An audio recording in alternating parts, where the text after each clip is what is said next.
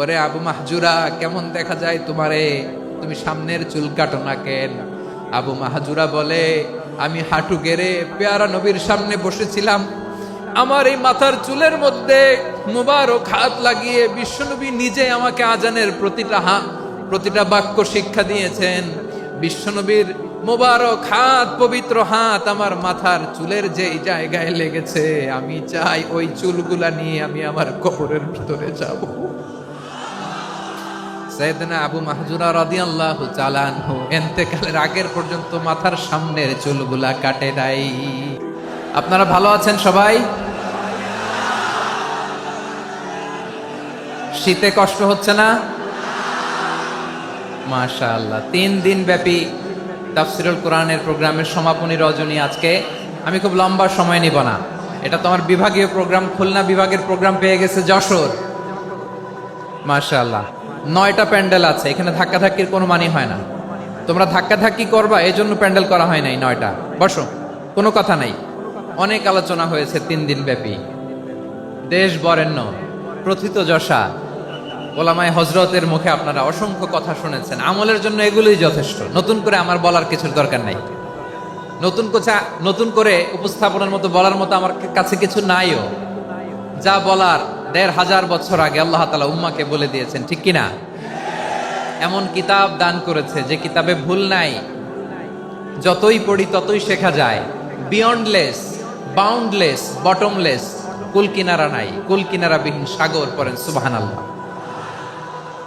আসুন এখানে আসার বসার এই প্রোগ্রামে অংশগ্রহণ করার উদ্দেশ্যকে, নিয়তকে আমরা খালিস করে নেই। আজকে আমরা যা শুনবো শিখবো আমলের নিয়তে শুনবো, ঠিক কিনা বলেন? শেষ পর্যন্ত নীরবতা বজায় রাখবো। আমি উঠবো, আপনারা উঠবেন। এর আগে ওঠা যাবে না। স্কেডিউলে একটু চেঞ্জ এসেছে, এশার সালাত হয়নি।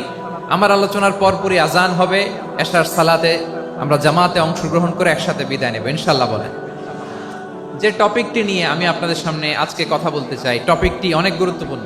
টপিকটি হচ্ছে হিউম্যান রিসোর্স ডেভেলপমেন্ট, মানব সম্পদ উন্নয়ন। কারণ আল্লাহ তাআলা আমাদের যা দেখ আর না দেখ এটা দিছে। মানুষ আর মানুষ, 18 কোটি মানুষ, ঠিক কিনা? এই 18 কোটি জনসংখ্যার দেশে বসবাস করে আমরা খুশি না বেজার? খুশি হইতে হবে, বেজার হইেন না। জাপানের খবর জানেন? তাদের গ্রোথ রেট নিচের দিকে, উল্টো। জনসংখ্যা নাই, বাচ্চা নিলে, সন্তান নিলে গভর্নমেন্ট তাদের টাকা দেয়। আমাদেরকে আল্লাহ তাআলা দয়া করে মায়া করে এই সম্পদটা দিয়েছেন। এই মানব সম্পদকে যেন আমরা কাজে লাগাই ইনশাআল্লাহ। পড়েন সবাই। হিউম্যান রিসোর্স ডেভেলপমেন্ট অনেক জনগুরুত্বপূর্ণ বিষয়, খুব সেন্সিটিভ বিষয়, বুঝতে হবে। যশোরের স্মার্ট ছেলেরা, এই যে আমি যাদেরকে দেখতে পাচ্ছি, all are the Gen Z of Jessore. Gen Z, ওরা স্মার্ট, ওরা ইশারা ইঙ্গিতে কাজ করে। এই যে পুরো গদি উল্টায় দিছে, ঠিক কিনা? 24-এর ছাত্র নাগরিক অভ্যুত্থান আমাদের দেখিয়ে দিচ্ছে কিভাবে চোখের ইশারায় গদি উল্টে দিতে হয়। তাই জেনজিদের নিয়ে বসেছে, ওরা তো স্মার্ট, ওরা ডিস্টার্ব করবে না।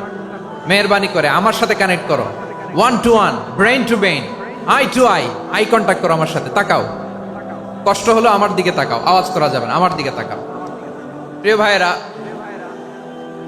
হিউম্যান রিসোর্স ডেভেলপমেন্টের ব্যাপারে কিছু কথা বলবো। এই যে আমাদের বিশাল জনসংখ্যা, এই জনসংখ্যাকে কি করে জনসম্পদে রূপান্তরিত করা যায় এ ব্যাপারে কথা বলবো। আমি সূরাতু বনী ইসরাইলের 70 নম্বর আয়াত তেলাওয়াত করেছি। এই আয়াতের আলোকে কিছু কথা আমি আপনাদের সামনে বলবো। আল্লাহ তাআলা ইরশাদ করছেন, ওয়ালাকাদ কাররামনা বনী আদম ওয়া হামালনাহুম ফিল বাররি ওয়াল বাহরি ওয়া রাযাকনাহুম মিনাত তাইয়্যিবাত ওয়া ফাদ্দালনাহুম আলা কাসীরিম মিম্মান খালাকনা তাফদীলা। পড়েন আল্লাহু আকবার। রব্বুল আলামিন বলেন, ওয়ালাকাদ কাররামনা বনী আদম, আমি বনী আদমকে সম্মানিত করেছি, বনী আদমকে মর্যাদা দিয়েছি।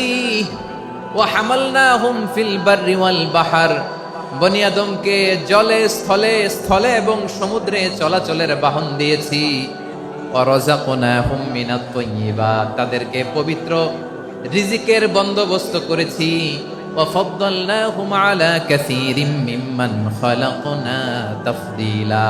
আর আমি আল্লাহ যাদেরকে সৃষ্টি করেছি তাদের মধ্য থেকে বনি আদমকে আমি শ্রেষ্ঠ বানিয়েছি।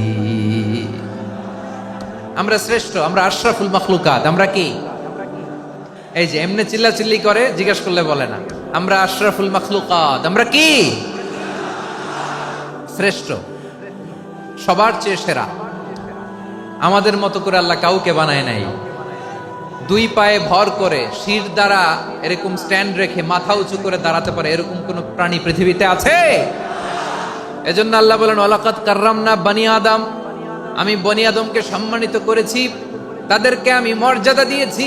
তাদেরকে আমি যত মর্যাদা দিয়েছি আমার কোন সৃষ্টিকে এত মর্যাদা দেই নাই। পড়েন সুবহানাল্লাহ। I have dignified the status of the sons of Adam. আদমের সব সন্তানের মর্যাদা আমি বাড়িয়েছি। আল্লাহ এখানে বলেননি ওয়ালাকাদ কাররামনাল মুমিনিন, আমি মুমিনের মর্যাদা বাড়িয়েছি, বলেছেন? আল্লাহ এখানে বলেন নাই ওয়ালাকাদ কাররামনাল মুসলিমিন, আমি মুসলিমের মর্যাদা বাড়িয়েছি। আল্লাহ বলেছেন ওয়ালাকাদ কাররামনা বানি আদম, আমি বনি আদমের সম্মান বাড়িয়েছি। হোক সে মুমিন কিংবা কাফের, মুসলিম কিংবা মুশরিক, আস্তিক কিংবা নাস্তিক, আরব কিংবা অনারব, যেই হোক না কেন আদম সন্তান সবগুলার মর্যাদা বাড়ায় দিয়েছে কে? সবার মর্যাদা আল্লাহ বাড়িয়েছে। মানুষ হিসেবে মর্যাদা। বিশ্বনবী সাল্লাল্লাহু আলাইহি ওয়াসাল্লাম ইহুদির লাশ দেখে দাঁড়িয়ে গেলেন। কার লাশ? আমার যশোরের ভাইয়েরা আওয়াজ করে বলুন, কার লাশ? ইহুদির লাশ দেখে দাঁড়ায় গেলেন। সাহাবারা বললেন ইয়া রাসূলুল্লাহ, আপনি দাঁড়ালেন যে, এটা তো ইহুদির লাশ। বিশ্বনবী বললেন আওয়ালাইসাত নাফসান, এটা কি মানুষ নয়? এটা হোক ইহুদি হোক খ্রিস্টান, এটা তো মানুষ। আমি মানুষ দেখে দাঁড়িয়েছি। আই স্যালিউট দ্য হিউম্যানিটি, আমি মানবতাকে সম্মান করেছি। পড়েন সুবহানাল্লাহ। তাহলে এই জমিনে মানুষের মর্যাদা বেশি, হোক আস্তিক হোক নাস্তিক, হোক মুমিন কিংবা কাফের। আদমের সন্তান হলে, মানুষ হলেই তার মর্যাদা বাড়িয়েছে কে? আমার কলিজার টুকরা যশোরের ভাইয়েরা, মানুষের মর্যাদা আল্লাহ এত বাড়িয়েছেন। মানুষ জীবিত থাকলেও যেমনি মর্যাদাবান, মরে গেলেও মর্যাদাবান। সুবহানাল্লাহ পড়েন। মানুষ মরে গেলে এই ডেড বডিটা কি হয়? পচে যায়, গলে যায়, মাটির সাথে মিশে যায়। তাই বলে আপনি ডেড বডির সাথে যাচ্ছে তাই করতে পারবেন না। পারবেন? কেউ যদি অন্যায় করে তাকে যদি আপনি শাস্তির আওতায় আনেন, যা মনে চায় করতে পারবেন না। তারা আগুন দিয়ে পোড়াতে পারবেন না, নাক কাটতে পারবেন না, কান কাটতে পারবেন না, অঙ্গ বিকৃতি করতে পারবেন না। কারণ মানব জাতির মর্যাদা স্বয়ং দিয়েছে কে? ডেড বডি পচে যাবে, গলে যাবে। তারপরে ইসলাম বলে না, খবরদার, এই মরা লাশটারও একটা মর্যাদা আছে না নাই? ইসলাম বলে এই লাশটা গলে যাবে, পচে যাবে, কিন্তু এটার অমর্যাদা করো না। কর্পূর দিয়ে, খেজুর পাতা দিয়ে, এটাকে ওয়ার্ম ওয়াটার দিয়ে, গরম পানি দিয়ে ধৌত করো। সাদা শুভ্র ধবধবে কাপড় দিয়ে লাশটাকে তুমি কাভার করো। তারপরে খাটিয়ার মধ্যে লাশটাকে রেখে বিশাল একটা প্রোগ্রাম করো, একটা ফিউনারাল প্রোগ্রাম করো। ওই প্রোগ্রামের ডানে বায়ে পেছনে লাশটারে রাখলে হবে না, প্রোগ্রামের একেবারে সামনটাতে তুমি লাশটাকে রাখো। সুবহানাল্লাহ। একটা ফিউনারাল প্রোগ্রাম করতে হবে, তাকে শেষ বিদায় জানাতে হবে, যেটাকে আমরা জানাজা বলি। কি বলি? জানাজা মানে মাইয়েতের জন্য দোয়া, তার জন্য দোয়া করা হয়।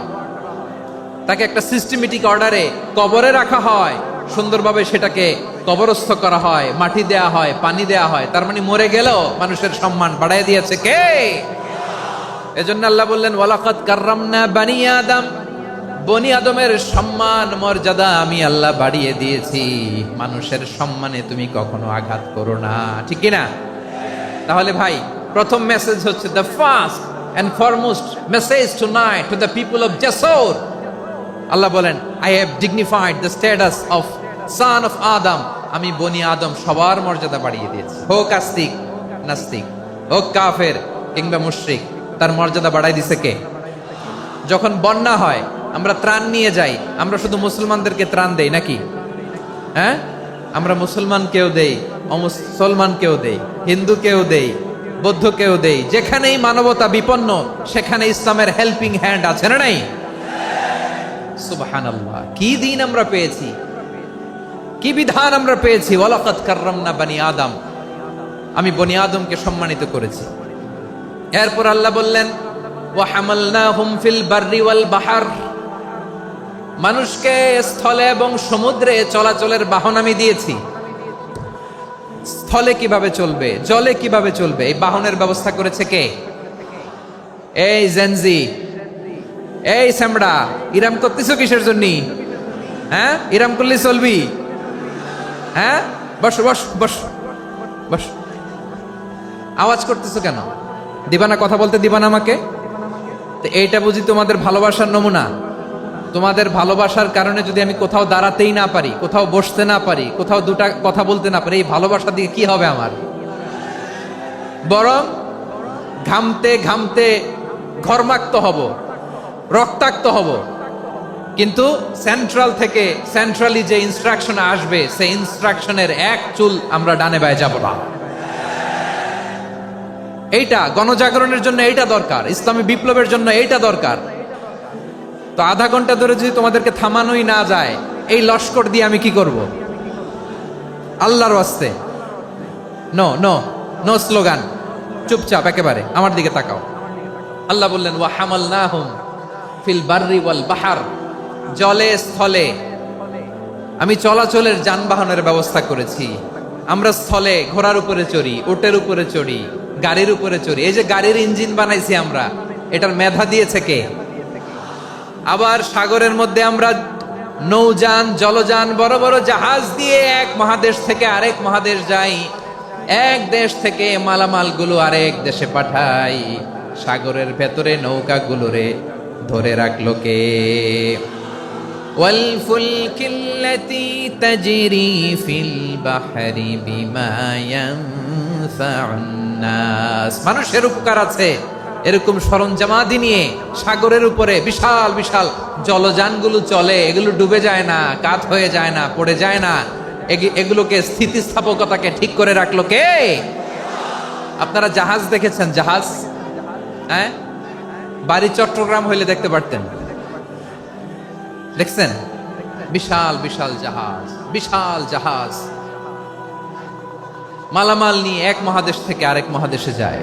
গত মাসে আমার জাপান সফর ছিল। এই যে বাংলাদেশে যে গাড়িগুলো চালান, বেশিরভাগ গাড়ি আসে কিন্তু জাপান থেকে। হাজার হাজার গাড়ি একটা জাহাজ বহন করতে পারে, হাজার হাজার গাড়ি। এটাতে সাগরের মধ্যে ভাসাইলো কে? সবাই বলুন, ভাসালো কে? হাজার হাজার গাড়ি নিয়ে জাপানিজ গাড়িগুলো আমাদের চট্টগ্রামের এয়ারপোর্টের বন্দরে ভিড়ে। যুক্তরাষ্ট্রে আমি দেখেছি বিশাল বিশাল জাহাজ। আপনারা টাইটানিক জাহাজের নাম শুনেছেন? টাইটানিকেরও 8 গুণ 10 গুণ বড়। সুবহানাল্লাহ কইবেন না? টাইটানিক জাহাজের 8 গুণ 10 গুণ বড় একটা জাহাজ আছে, আইকন অফ দ্য সি, আমি দেখে এসেছি। রয়্যাল ক্যারিবিয়ান দেখে এসেছি। সাগরের সামনে জেটিতে যখন দাঁড়ালাম, জাহাজটা যখন যায়, আমার মনে হচ্ছে একটা শহর, গোটা শহর, the entire city is floating on the water. পুরো একটা শহর মনে হয় পানির উপর দিয়ে ভেসে যাচ্ছে। পড়েন সুবহানাল্লাহ। এই যে আইকন অফ দ্য সি, এই ক্রুজ, এই জাহাজটা, এটার ভিতরে স্টেডিয়াম আছে। কিসের ভিতরে স্টেডিয়াম? কথা বুঝে নাই বোধহয়। স্টেডিয়াম কিসের ভিতর? সুইমিং পুল আছে, শপিং মল আছে, রেস্টুরেন্ট আছে, ক্লাব আছে, 3000 4000 রুম বিশিষ্ট, কক্ষ বিশিষ্ট হোটেল আছে। এই সবগুলোর নিয়ে এগুলো চলে সাগরের এই দোলার মধ্যে, জলোচ্ছ্বাসের মধ্যে। এই সাগরের ভেতরে এই জাহাজগুলোর ভাষায় রাখছে কে?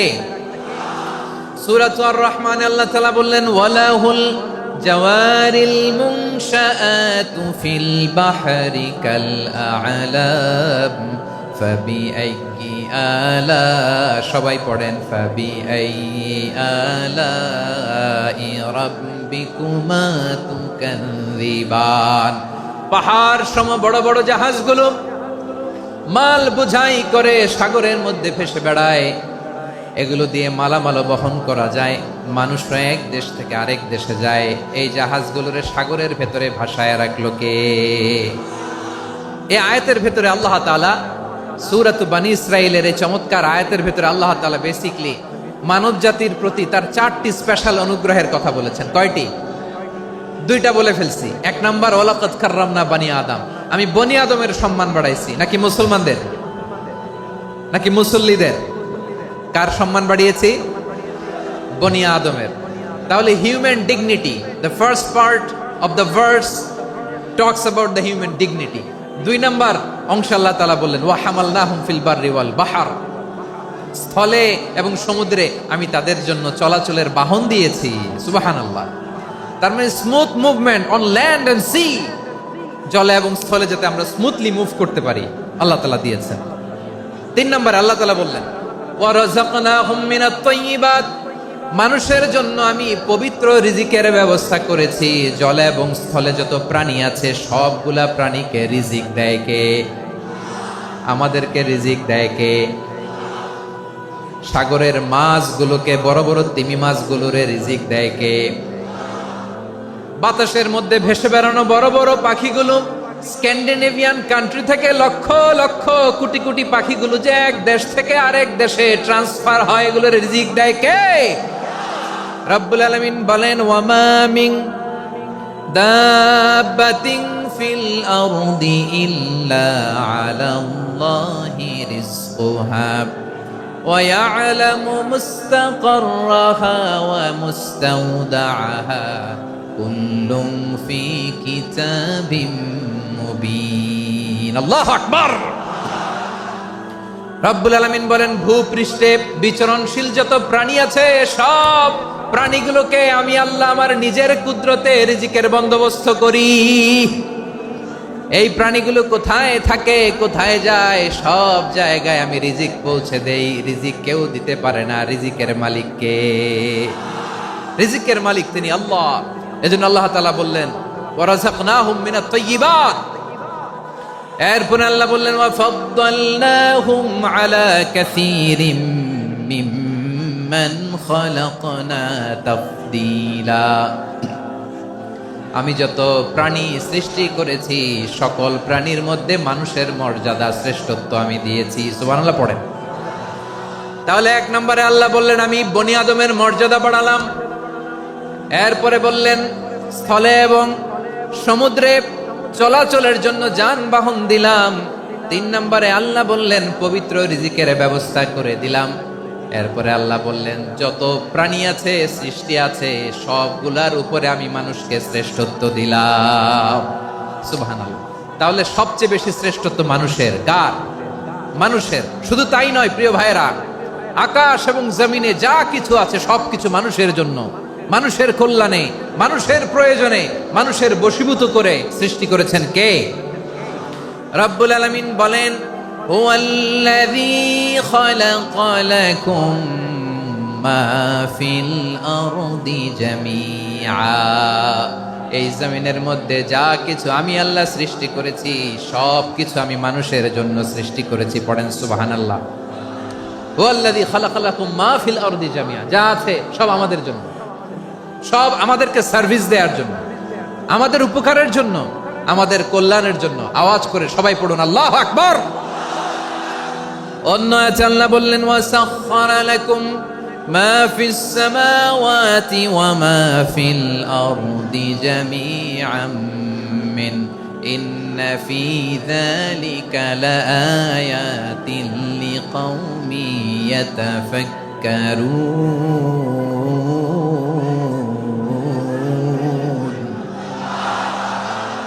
প্রথমে আল্লাহ বললেন জমিনে যা আছে সব তোমাদের কল্যাণে আমি সৃষ্টি করলাম। এরপরে আল্লাহ বললেন আকাশেও যা আছে সব তোমাদের জন্য সৃষ্টি করলাম, তোমাদের অনুগত বানায় দিলাম। পড়েন সুবহানাল্লাহ। মানুষের কি ব্রেইন দেখেন, মানুষ জমিন ছেড়ে আকাশে চলে যায়। পাখি দেখে মানুষের শখ হলো পাখি যেহেতু উঠতে পারে আমরাও পারবো। অরবিল রাইট, উইলবার রাইট, 2 ভাই মিলে আঁকাঝোঁকা করতে করতে করতে করতে প্লেন বানায় ফেললো। কোন সুবহানাল্লাহ। এখন পাখিও ওরে, আমরাও ওরি। এরপরেই মানুষের কৌতূহল থামে না এখানে। মানুষ চলে গিয়েছে চাঁদে। কোথায় গেছে? এখন কিন্তু চাঁদে জমি বিক্রি হয় জানেন। পৃথিবী নিয়ে মারামারি শেষ। রাশিয়া আমেরিকা এখন ধরছে চাঁদ আর মঙ্গল গ্রহ। এখন চাঁদে জমি বিক্রি হয়, মঙ্গলে জমি বিক্রি হয়। এই চাঁদ, মঙ্গল, বৃহস্পতি, শনি সব আল্লাহ তাআলা আমাদের জন্য বানিয়েছেন। সুবহানাল্লাহ পড়েন। মানুষ সাগরের উপরে চড়ে, শূন্যে ভেসে বেড়ায়, পাহাড় কেটে সুড়ঙ্গ বানায়, টানেল বানায়। মানুষ ব্রডব্যান্ডের লাইন নিয়ে যায় সাগরের ভেতর দিয়ে, এক দেশ থেকে আরেক দেশে, এক মহাদেশ থেকে আরেক মহাদেশে। সুবহানাল্লাহ পড়েন। তার মানে গোটা বিশ্বের সবকিছুর উপরে control, superiority over all creatures, সবকিছুর উপর কন্ট্রোল, মনিটরিং, নিয়ন্ত্রণ, এটা প্রতিষ্ঠা করে দিয়েছে কে? এজন্যই মানুষের শ্রেষ্ঠত্ব। ওয়ালাকাদ কাররামনা বানি আদম, আমি বনি আদমের সম্মান বাড়িয়েছি, মর্যাদা আমি বাড়িয়ে দিয়েছি এই কারণে, কারণ মানুষ সবকিছুর উপর নিয়ন্ত্রণ নিতে পারে। মানুষকে নিয়ে এই কোরআনের সব আলোচনা, মানুষকে নিয়ে এই কোরআনের সব। তাই কোরআনের কেন্দ্রীয় আলোচ্য বিষয় হচ্ছে মানুষ। কোরআনের কেন্দ্রীয় আলোচ্য বিষয় কি? যশোরের ভাইয়েরা বুঝে থাকলে সবাই বলবেন, কোরআনের কেন্দ্রীয় আলোচ্য বিষয় কি? এই যে আমি মূল আলোচনায় যাচ্ছি এখন। কেন মানুষ কোরআনের কেন্দ্রীয় আলোচ্য বিষয়? এই যে ভাইয়েরা, এই যে হাত জোর করে, এই যে Jessore Gen Z, the smart people of Jessore, হাত জোর করে বলতেছে, হাত জোর করে তোদের কাছে আল্লাহর দোহাই লাগে, স্টপ স্টপ। শুরুতে একবার বলেছে, জায়গা না হলে আস্তে আস্তে ধাক্কা দিবা, সামনে না পিছনে দিয়ে দিয়ে বেরোয় চলে যাও। এলইডিতে দেখো, এই যে এই যে আল্লাহর ওয়াস্তে জায়গা না হলে ওদিকে যাও। কোরআনের মাহফিলে বিশৃঙ্খলা, এটা কাফিরদের আলামত। কাফিররা শীষ দিত, শীষ। বিশ্বনবী কোরআনের তাফসির করলে কাফিররা শীষ দিত আর ক্ল্যাপিং করত, হুইসেল এন্ড ক্ল্যাপিং। তো আমরা কি এখানে বিশৃঙ্খলা করতে আসছি? তো বারবার থামানো লাগে কেন? কোনো আওয়াজ হবে না, বললাম তো, স্টপ। আওয়াজ করে বলুন, কোরআনের কেন্দ্রীয় আলোচ্য বিষয় কি? সবাই বলেননি। এতগুলো মানুষ উত্তর দিলে এতটুকু আওয়াজ হয়, অন্তত আমি বিশ্বাস করি না। যশোর, আওয়াজ করে বলো, কোরআনের কেন্দ্রীয় আলোচ্য বিষয় কি? মানুষ। এই মানুষ কোরআনের কেন্দ্রীয় আলোচ্য বিষয়। মানুষকে আল্লাহ স্বাধীনতা দিয়েছেন। ফামান শাআ ফালইউমিন ওয়া মান শাআ ফালইয়াকফুর। চাইলে মুমিন হতে পারো, চাইলে কাফের হতে পারো, তোমার ইচ্ছা। তবে জেনে রাখো, মুমিন হলে পাবা জান্নাত, কাফির হলে পাবা জাহান্নাম। নাও দ্য ডিসিশন ইজ ইয়ার্স। সিদ্ধান্ত তোমার, জান্নাতে যাবা না জাহান্নামে যাবা। যশোরের ভাইয়ের আওয়াজ করে বলুন, কই যেতে চান, জান্নাতে না জাহান্নামে? ডান দিকে না বাম দিকে? ডানপন্থী না বামপন্থী? চিল্লা চিল্লি না চুপচাপ? চুপচাপ কয়ে আবার চিল্লাচিল্লি শুরু করেছে। মাশাআল্লাহ। তাহলে কোরআনের কেন্দ্রীয় আলোচ্য বিষয় মানুষ। আমার সাথে থাকতে হবে, তোমাদেরকে নিয়ে আমি আলোচনা শেষ পর্যন্ত যাব। অনেক গুরুত্বপূর্ণ কথা বাকি আছে, আমাকে সহযোগিতা করতে হবে। মাশাআল্লাহ, এই তো ঠান্ডা হয়েছে। হ্যাঁ, ঠিক আছে ঠিক আছে ঠিক আছে। মানুষকে আল্লাহ এত স্বাধীনতা দিয়েছেন, মানুষ চাইলে অনেক ভালো হইতে পারে। ভালোর রাস্তাও খোলা, খারাপ হওয়ার রাস্তাও খোলা। ভালো হইলে মানুষ অনেক ভালো, খারাপ হইলে অনেক খারাপ। ভালো হইলে সবচেয়ে ভালো, খারাপ হইলে সবচেয়ে খারাপ। এজন্য সিদ্ধান্ত আপনাকে নিতে হবে। আল্লাহ তাআলা বলছেন, লাকাদ খালাকনাল ইনসানা ফি আহসানি তাকওয়িম সুম্মা রাদাদনাহু আসফালা সাফিলিন। আমি মানুষকে অনেক সুন্দর অবয়বে, সুন্দর আকৃতিতে সৃষ্টি করেছি। তার শুধু চেহারার ডিজাইনটাই সুন্দর নয়, তার ব্রেনটা বড্ড সুন্দর, তার মানসিকতা বড্ড সুন্দর, তার সৃজনশীলতা বড্ড সুন্দর। পড়েন সুবহানাল্লাহ।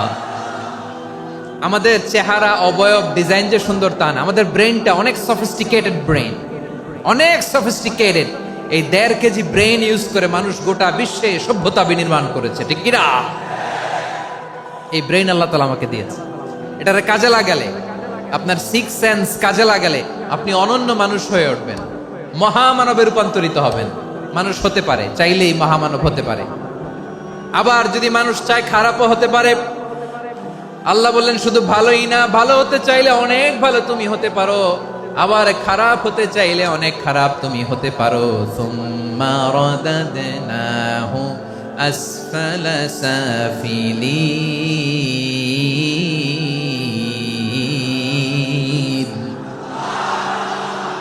খারাপ হলে একেবারে খারাপ হতে পারো, নিকৃষ্ট হলে একেবারে নিকৃষ্ট হতে পারো, ভালো হলেও ভালো হতে পারো। কোন সুবহানাল্লাহ।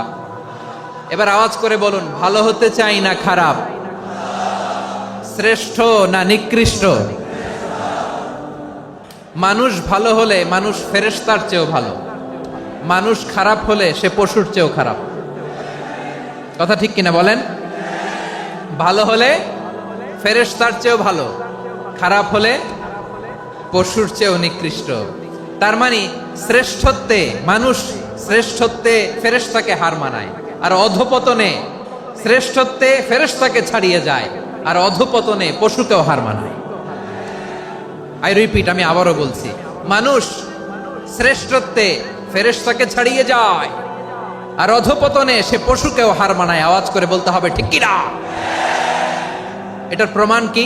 মানুষ শ্রেষ্ঠ হইলে যে ফেরেশতার চেয়েও সেরা, তার প্রমাণ কি? আল্লাহ তাআলা বলছেন, ওয়া ইয কুলনা লিল মালাইকাতি ইসজুদু লি আদম ফাসাজাদু ইল্লা ইবলিস আবা ওয়াস্তাকবারা ওয়া কানা মিনাল কাফিরিন। আল্লাহ বলেন, স্মরণ করো সে সময়ের কথা যখন আমি ফেরেশতাদেরকে বললাম, ও ফেরেশতারা আদমকে সেজদা দাও। সব ফেরেশতারা সম্মান সূচক সেজদা আদমকে দিল, তারা আদমের জন্য সেজদায় লুটিয়ে পড়লো, একজন ছাড়া, তার নাম ইবলিস। আওয়াজ করে বলেন, তার নাম কি? সে অহংকার প্রদর্শন করলো, সে কাফের হয়ে গেল, বাকি সব ফেরেশতারা সেজদা দিল। সুবহানাল্লাহ। আবার আদম আলাইহিস সালামকে আল্লাহ জিজ্ঞেস করলেন, সব বলে দিল উত্তর, কিন্তু ফেরেশতাদেরকে একই প্রশ্ন জিজ্ঞেস করলেন, তারা উত্তর করতে পারে নাই। তার মানে এর মধ্য দিয়ে প্রমাণিত হয়, মানুষ ভালো হলে ফেরেশতার চেয়েও ভালো, ফেরেশতার চেয়েও মানুষের মর্যাদা বাড়িয়ে দিয়েছে কে? সব নূরের ফেরেশতা যখন মাটির আদমকে সেজদা দেয়, এটা প্রমাণ করে ফেরেশতার চেয়েও মানুষের মর্যাদা বাড়িয়ে দিয়েছে কে? তুমি মাটির আদমকে প্রথম সৃষ্টি করিয়া ঘোষণা করিয়া দিলে শ্রেষ্ঠ বলিয়া, তাই তো নূরের ফেরেশতা করে আদমকে সেজদা। ঠিক কিনা বলেন? তাই তো নূরের ফেরেশতা করে আদমকে সেজদা, সবার চেয়ে সম্মান দিলে মাটির আদমকে। আল্লাহু আল্লাহু তুমি জাল্লে জালালুহু, শেষ করা তো যায় না গে তোমার গুণগান। পড়েন না? পড়েন, আল্লাহু আল্লাহু তুমি জাল্লে জালালুহু, শেষ করা তো যায় না গে তোমার গুণগান। আল্লাহু আল্লাহু, আল্লাহু আকবার। আদমের মর্যাদা বেশি, মানুষের মর্যাদা বেশি, মানুষ শ্রেষ্ঠ, তার প্রমাণ নূরের ফেরেশতা মাটির আদমকে সেজদা করে। আওয়াজ করে বলেন ঠিক কিনা? তাহলে মানুষ ভালো হলে ফেরেশতার চেয়ে ভালো, আবার মানুষ যদি খারাপ হয় সে পশুর চেয়েও খারাপ, অধপতনে পশুত্বকে হার মানায়। তার প্রমাণ, তার প্রমাণ কি? তার প্রমাণ হচ্ছে, যশোরের ভাইরা দেখবেন পত্রিকায় নিউজ পেপারে মাঝে মাঝে এরকম দেখা যায়, এক মানুষ আরেক মানুষকে হত্যা করে 20 টুকরা করে বস্তার ভিতরে ভরেছে। আপনারা এই নিউজ পড়েন নাই না? দেখেন নাই? দেখছেন? মানুষ মানুষকে হত্যা করে কয় টুকরা? জোরে বলেন। এখানেই ক্ষান্ত হয় না, আবার কোথায় ভরছে? বস্তার ভেতরে। আচ্ছা, বুঝে থাকলে আওয়াজ করে বলেন, কোনদিন শুনছেন একটা হাতি আর একটা হাতিকে হত্যা করে 20 টুকরা করছে, এরপরে বস্তার ভিতরে ভরছে? হইছে? তাহলে দেখেন, মানুষ যদি খারাপ হয় সে পশুকেও হার মানায়। চিল্লায় বলো ঠিক কিনা? এমনও দুশ্চরিত্র মানুষ আছে যার বদ নজর থেকে, যার নজর থেকে 6 মাসের ছোট্ট মেয়ে থেকে শুরু করে 80 বছরের বৃদ্ধারাও নিরাপদ নয়। পশুকেও হার মানে। মানুষ মানুষের ঘর জ্বালিয়ে পুড়ে মেসাকার করে দেয়, জনপদের পর জনপদ জ্বালায় দেয়, এরকম আছে না নাই? বোমা মেরে শহরগুলো উড়িয়ে দেয়। এই যে ইসরায়েল গাজার মধ্যে যে অ্যাটাক করেছে, এরা মসজিদ মানে নাই, মসজিদে বম ফেলেছে। এরা খ্রিস্টানদের চার্চ, গির্জা মানে নাই, গির্জায় বম ফেলেছে। পৃথিবীর ইতিহাসে never happened in the history of the world that someone bombed on a hospital, on an ICU center. এমন হাসপাতাল যেখানে আইসিইউর রোগীরা আছে, ওই হাসপাতালের উপরও ইসরায়েলি সৈনিকেরা বোমা মেরেছে। জোরে বলেন ঠিক কিনা? এরা মানুষ? আওয়াজ করে বলেন, এরা মানুষ না। প্রিয় ভাইয়েরা, চোখ কান নাক মুখ থাকলেই মানুষ না। জাস্ট সামনে দেখেন, এগুলো সব মানুষ না, এগুলো জনসংখ্যা। এগুলো কি? সবাই বলুন, এগুলো কি? বাড়ছে জনসংখ্যা, কমছে মানুষ। বাড়ছে জনসংখ্যা, কমছে। এই দুনিয়া এখন তো আর সেই দুনিয়া নাই, মানুষ নামের মানুষ আছে দুনিয়া বোঝাই, সেই মানুষের ভিড়ে আমার আসল মানুষ নাই। ঠিক কিনা? আসল মানুষের বড্ড অভাব, আসল মানুষের বড্ড অভাব। আমার ভাইয়েরা, মানুষ খারাপ হলে পশুকেও হার মানায়। আচ্ছা, আওয়াজ করে বলেন, এই যশোরের ছেলেরা এদিক তাকাও, আওয়াজ করে বলো, যে ইসরায়েলি সোলজাররা উপর থেকে বোমা মারল, তারাও মানুষ? তারাও কি? ওরাও রক্তে মাংসে মানুষ, ওদেরও পরিবার আছে। বোমা মেরে যেই মেয়েটাকে তারা অনাথ বানায়, ইয়াতিম বানায়, ও কিন্তু বাসায় ওর মেয়েটাকে রেখে আসছে। ঠিক কিনা বলেন? বম্বিং করে যে বাবাকে মেরে, স্বামীকে মেরে স্ত্রীকে বিধবা বানায়, তারও ঘরে স্ত্রী আছে। উপর থেকে বম মেরে মানুষ মেরে দিচ্ছে, তারাও মানুষ। 1945 সালের 6ই আগস্ট আমেরিকান সোলজাররা হিরোশিমায় বম মেরেছে। আমি নিজে দেখে এসেছি জাপানের হিরোশিমাতে। সকাল 8:15 মানুষ কেউ অফিসে যাচ্ছিল, কেউ খেতে খামারে কাজ করতে যাচ্ছিল। লিটল বয় নামে একটা বোম মেরেছে তারা। এই বোমের আঘাতে, পারমাণবিক এই বোমার রেডিয়েশনে আঘাতে, বোম ব্লাস্ট হওয়ার পরে মুহূর্তের মধ্যে 1,40,000 নাই। উপর থেকে যারা মারতেছে এরাও মানুষ, যাদেরকে মারলো তারাও। তার মানে মানুষে মানুষে পার্থক্য আছে না? নেই? মানুষে মানুষে পার্থক্য আছে। নাক কান চোখ মুখ থাকলেই মানুষ নয়। বাড়ছে জনসংখ্যা, কমছে মানুষ। চিল্লায় বলো ঠিক কিনা? তাহলে আমরা বুঝলাম, মানুষ ভালো হলে অনেক ভালো, খারাপ হলে অনেক খারাপ। ও আমার কলিজার টুকরা যশোরের ভাইয়েরা, আসুন না 3 দিন ব্যাপী এই তাফসিরুল কোরআনের ঐতিহাসিক প্রোগ্রাম থেকে আমরা সিদ্ধান্ত নেই, আমরা ভালো মানুষ হব নাকি খারাপ মানুষ হব। কলিজা থেকে, প্রাণ থেকে আওয়াজ করে সবাই বলুন, ভালো মানুষ নাকি খারাপ মানুষ? ভালো মানুষ হইতে হবে। ভালো মানুষ যারা জগৎটাকে এনলাইটেন করবে, যারা এনলাইটেন করবে, যারা সত্যের বীর সেনানী হয়ে দাঁড়াবে, যারা সত্যের পক্ষে কথা বলবে, যারা জালিমের মসনদকে ভেঙে খান খান করে দেবে। এরকম হওয়ার দরকার আছে না নাই? এরকম ভালো মানুষ আমরা হতে চাই কি চাই না? মানুষকে যত্ন নিলে মানুষ যে কত ভালো হয় আপনি কল্পনাও করতে পারবেন না। এই যে আপনাদের যশোরে যে ভালো ছেলেগুলো আছে, যে ভালো তরুণগুলো আছে, যে যুবকগুলো আছে, যে ভালো আলেমরা আছে, ভালো নেতারা আছে, সবাই যদি তাদের মতো হতো, পুরো যশোরটা একটা জান্নাতের টুকরা হয়ে যেত। আওয়াজ করে বলেন ঠিক কিনা? মানুষকে নার্চারিং করলে, মানুষকে পলিশ করলে, মানুষকে গ্রুমিং করলে, মানুষকে সঠিক তারবিয়া দিলে মানুষ অনন্য হয়ে ওঠে। প্রতিটি মানুষ অনন্য। আমি অনন্য, আপনি অনন্য, আমরা সবাই অনন্য। সুবহানাল্লাহ বলেন। মানুষকে আল্লাহ তাআলা দিয়েছেন অসীম ক্ষমতা, অসীম ক্ষমতা। সুবহানাল্লাহ। একটা মানুষ পারে না এমন কিছু নাই, একটা মানুষ পারে না এমন কিছু নাই। বিশ্বাস করতে হবে, মানুষ যা কল্পনা করতে পারে ওইটা মানুষ করে দেখাতে পারে। যশোরের ভাইয়ের, আই রিপিট, আমি আবারও বলছি, এই চিল্লাচিল্লি করলে আমার এই গুরুত্বপূর্ণ কথা তোমরা মিস করবা। আমরা যখন আমার পিতার পৃষ্ঠদেশে ছিলাম, পিতার পৃষ্ঠদেশ থেকে শুক্রাণু যখন মায়ের গর্ভদেশে যেয়ে পড়ে, কতটা শুক্রাণু ভ্রমণ শুরু করে জানো? 20 কোটি শুক্রাণু। একবার সিমেন আউট হলে সেখানে 20 কোটি শুক্রাণু থাকে, ভ্রমণ শুরু করে। ওই 20 কোটি শুক্রাণুর মধ্য থেকে তুমি আমি আজকে এক বিকশিত শুক্রাণু মানব রূপে পৃথিবীতে এসেছি। সুবহানাল্লাহ। ওই 20 কোটি শুক্রাণুর প্রতিযোগিতায় সবাইরে পেছনে ফেলে সেদিন আমি সফল হয়েছিলাম, সেদিন আমি বিজয়ী হয়েছিলাম। সেদিন আমি এত ছোট ছিলাম, মাইক্রোস্কোপ দিয়েও আমার অস্তিত্ব টের পাওয়া যায় না। আমি এত তুচ্ছ ছিলাম, নগণ্য ছিলাম, আমার কান ছিল না, আমার চোখ ছিল না, আমার হাত ছিল না, আমার জন্য রিকমেন্ডেশন করার মতো মামু ছিল না, খালা ছিল না, কেউ ছিল না।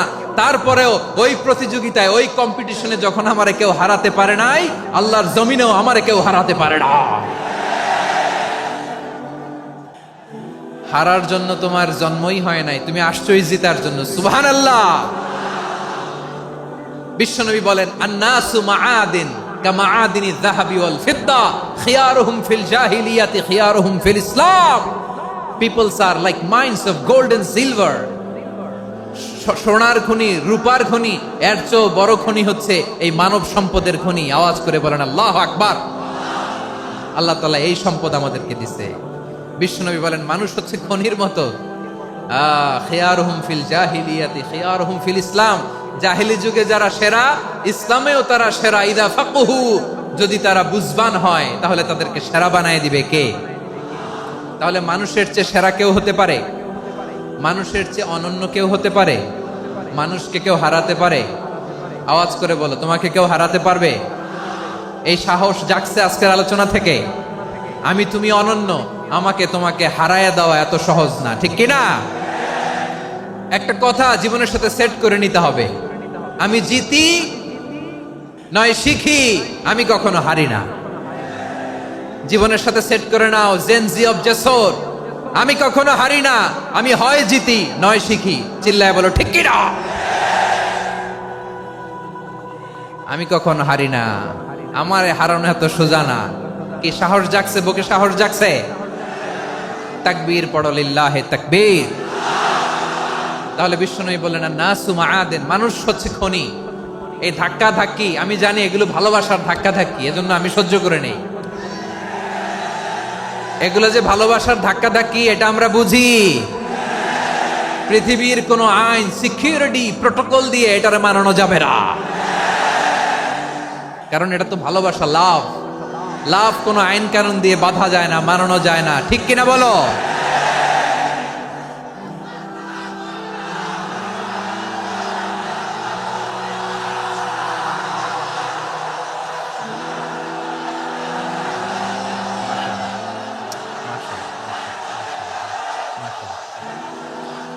ঠিক আছে, বসুন বসুন বসুন। আল নাসু মাআদিন, মানুষ হচ্ছে খনি। এই খনির যত্ন নিতে হবে। আমার মা বাবা যারা এসেছেন, আপনার ছেলে মেয়ের যত্ন নেন। আপনার ছেলের মধ্যে যে কি পটেনশিয়াল আপনি জানেন না। আপনার এই ছোট্ট অবুজ ছেলেটাই আগামী দিনের শায়েখ আহমদুল্লাহ হবে। আপনার হেফজখানায় পড়া ওই ছোট্ট ছেলেটাই আগামী দিনের আল্লামা মামুনুল হক হবে। আপনার ওই ছেলেটা আমির হামজা হবে, আব্দুল হাই সাইফুল্লাহ হবে। এভাবে বড় বড় আলেম হবে, তারা যুগশ্রেষ্ঠ আলেম হবে। সেই একদিন এই বাংলাদেশের পার্লামেন্টে যে বক্তব্য দিয়ে যশোরের পক্ষে কথা বলবে। আপনি জানেন না, কাউকে ছোট করবেন না আপনি। ওর কনফিডেন্স আপনি কমাবেন না, আপনি কমাতে পারেন না। প্যান্ডেলে আমার যে মা বোনেরা আছেন, ছেলে মেয়েদেরকে কখনো ছোট করে কথা বলবেন না। ও যে কোথায় যাবে আপনি জানেন না। আপনি মা হয়ে তাকে সাহস দিবেন, তার কল্পনার জগৎটাকে সাজাতে তাকে উৎসাহিত করবেন, ঠিক কিনা বলেন? আর আমার প্যান্ডেলের আমার প্রিয় শ্রদ্ধাশীলা মায়েরা বোনেরা, আপনারা তো আরো দামি সম্পদ। বিশ্বনবী বলেন, আর দুনিয়া কুল্লুহা মাতা। আল্লাহ আল্লাহ আল্লাহ। বিশ্বনবীর কথার ওজন দেখেন, আর দুনিয়া কুল্লুহা মাতা ওয়া খায়রু মাতা'আদ দুনিয়াল মারআতুস সালিহা। বিশ্বনবী বলেন, দুনিয়ায় যা দেখো সব আল্লাহর দেওয়া অ্যাসেট, মানে সম্পদ। আর এত অ্যাসেটের ভিড়ে সবচাইতে শ্রেষ্ঠ সম্পদ হচ্ছে নেককার নারী। সুবহানাল্লাহ। ভাইয়েরা বোনের সাথে খারাপ আচরণ করো না, সন্তান মায়ের সাথে খারাপ আচরণ করো না। আমাদের মায়েরা আমাদের asset, they are our priceless asset. কারণ এই মায়েদের পেটে এসেছে আল্লাহর ওলিরা, এই মায়েদের পেটে এসেছে খান জাহান আলী, এই মায়ের পেটে এসেছে শাহজালাল ইয়ামানি, এই মায়ের পেটে এসেছে আল্লাহর সব নবীরা। নাকি নবীরা আকাশ থেকে ধপ করে জমিনে নেমে আসছে? মায়ের পেটে আসছে। এই মায়ের পেটগুলো খনি। আমার সম্মানিতা মায়েরা বোনেরা, নিজেকে ইসলাম দিয়ে সাজান, নিজেকে ইসলাম দিয়ে সাজান, নিজেকে পবিত্র রাখুন, নিজের আব্রু ইমান ইজ্জতের হেফাজত করুন, কোরআন পড়ুন, সুন্নাহ পড়ুন। আপনি জানেন না আপনার গর্ভে কে আসছে, কোন ক্ষণজন্মা পুরুষকে আল্লাহ তাআলা আপনার গর্ভে পাঠাবে আপনি জানেন না। মায়েরা নিজেদেরকে পবিত্র রাখুন, ইসলাম চর্চা করুন, কোরআন চর্চা করুন, নৈতিকতা দিয়ে নিজেকে সাজান। যশোরের জেনজি, নিজেদেরকে প্রস্তুত রাখো আগামীর বাংলাদেশের জন্য। নৈতিকতা, মোরালিটি, ভ্যালিউজ দিয়ে নিজেকে সাজাও, ইসলাম দিয়ে নিজেকে সাজাও, কারণ আগামীর বাংলাদেশ ইসলামের বাংলাদেশ। বাংলাদেশের আসল পরিচয় ইসলাম। বাংলাদেশের আসল পরিচয় কি? সবাই বলে না। বাংলাদেশের আসল পরিচয় কি? এই ইসলাম নিয়ে আমরা সংসদ ভবন সাজাবো, রাজি আছি না নাই? শেকড় ভুলে যাওয়া যাবে না। আমরা ধাপে ধাপে শারিয়া আইনের দিকে যাব ইনশাআল্লাহ, কিন্তু জঙ্গিবাদ দিয়ে নয়, কট্টর পন্থা দিয়ে নয়। আমরা ইন্টেলেকচুয়ালি, গ্রাজুয়ালি, ধাপে ধাপে শারিয়া আইনের দিকে মুভ করব ইনশাআল্লাহ। বলো লিল্লাহি তাকবীর। এদেশের আসল পরিচয় সবাই বলে না, আওয়াজ করে, এদেশের আসল পরিচয়। এদেশে আজান শুনে সূর্য ওঠে শহর গ্রামে, এদেশে আজান শুনে সূর্য ডোবে সন্ধ্যা নামে, এদেশে সকল কাজে সবাই বলে বিসমিল্লাহ, এদেশে ভালো কিছু দেখে শুনে হাসি মুখে সবাই বলে মাশা আল্লাহ, সুবহানাল্লাহ, সুবহানাল্লাহ, সুবহানাল্লাহ, সুবহানাল্লাহ, সুবহানাল্লাহ, সুবহানাল্লাহ, সুবহানাল্লাহ, সুবহানাল্লাহ। ও নবীন তরুণ, তোমার কিসের এত ভয়? জেনে রেখো বাংলাদেশের আসল পরিচয়। বাংলাদেশের আসল পরিচয় ইসলাম। আওয়াজ তুলে বলো, আসল পরিচয় কি? এদেশে পরস্পরে দেখা হলে দেয় সালাম, এদেশে আমজনতার হৃদয় জুড়ে পাক্কা আলাম, ঠিক কি না? এদেশে বিপদ এলে সর্বজনে সর্বক্ষণে দোয়া পড়ে ইন্না লিল্লাহ, সুবহানাল্লাহ, সুবহানাল্লাহ, সুবহানাল্লাহ, সুবহানাল্লাহ। এদেশে আজান শুনে সূর্য ওঠে শহর গ্রামে, এদেশে আজান শুনে সূর্য ডোবে সন্ধ্যা নামে, এদেশে সকল কাজে সবাই বলে বিসমিল্লাহ, এদেশে ভালো কিছু দেখে শুনে হাসি মুখে সবাই বলে মাশা আল্লাহ, সুবহানাল্লাহ। আওয়াজ করে সুবহানাল্লাহ, সুবহানাল্লাহ, সুবহানাল্লাহ, সুবহানাল্লাহ। সবাই একসাথে সুবহানাল্লাহ, সুবহানাল্লাহ, সুবহানাল্লাহ, সুবহানাল্লাহ। এদেশের আসল পরিচয় কি? আওয়াজ করে বলতে ভয় লাগে। এদেশের আসল পরিচয় কি? ইসলাম দিয়ে আমাদের সংসদ ভবন চলুক, আমরা চাই কি চাই না? বঙ্গভবনে লা ইলাহা ইল্লাল্লাহর পতাকা উড়ুক, আমরা চাই কি চাই না? প্রতিটি জেলা অফিসে, ডিসি অফিসে লা ইলাহার পতাকা ঝুলুক, আমরা চাই কি চাই না? কারা কারা চাই হাত তুলে আল্লাহরে দেখায়।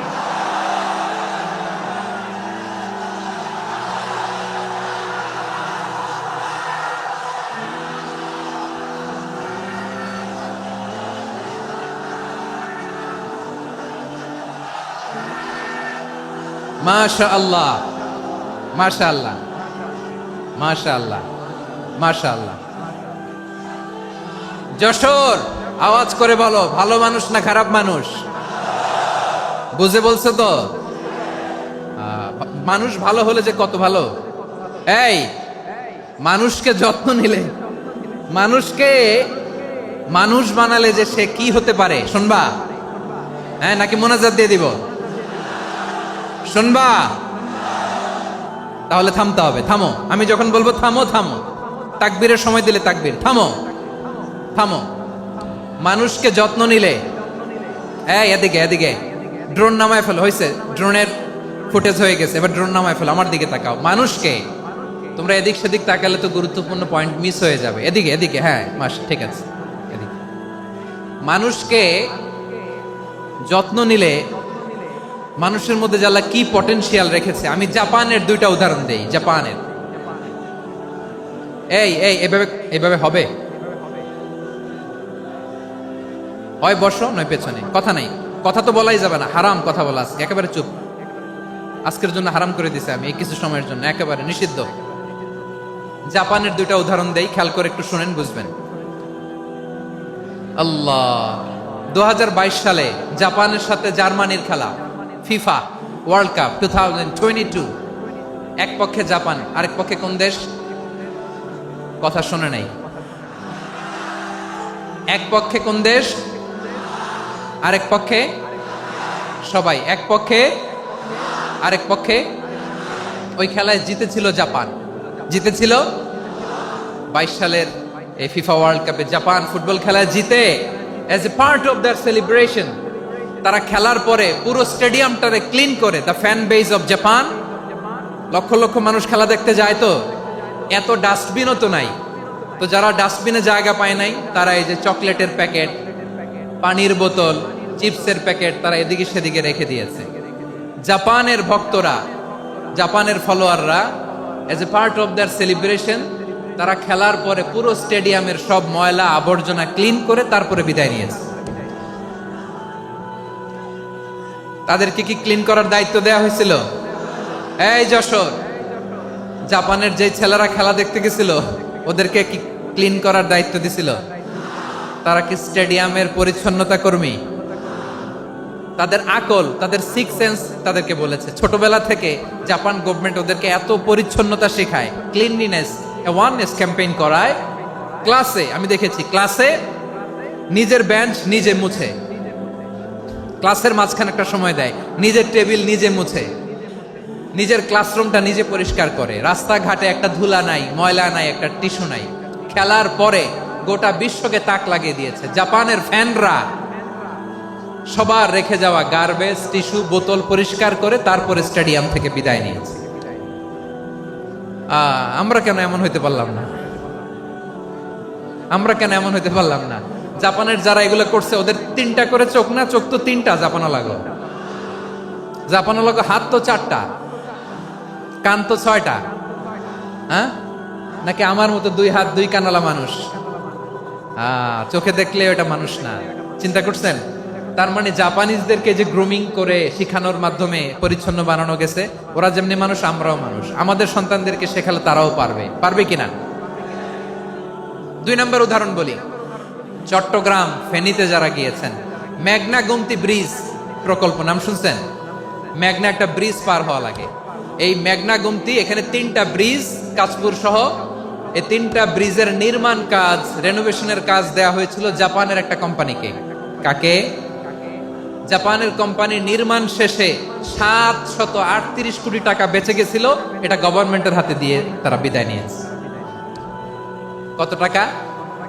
738 কোটি টাকা। যত প্রাক্কলিত ব্যয় নির্ধারণ করা হয়েছে সব টাকা সরকার, তৎকালীন সরকার 2019-এর সরকার, কারা ছিল তো জানেন? এই 2019-এর সরকার তাদেরকে দিয়েছে।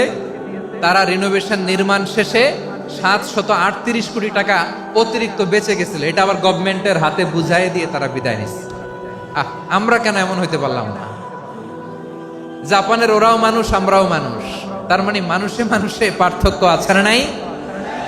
আচ্ছা, জাপানের 2টা উদাহরণ দিলাম, এবার আমার দেশের 2টা উদাহরণ দিব না?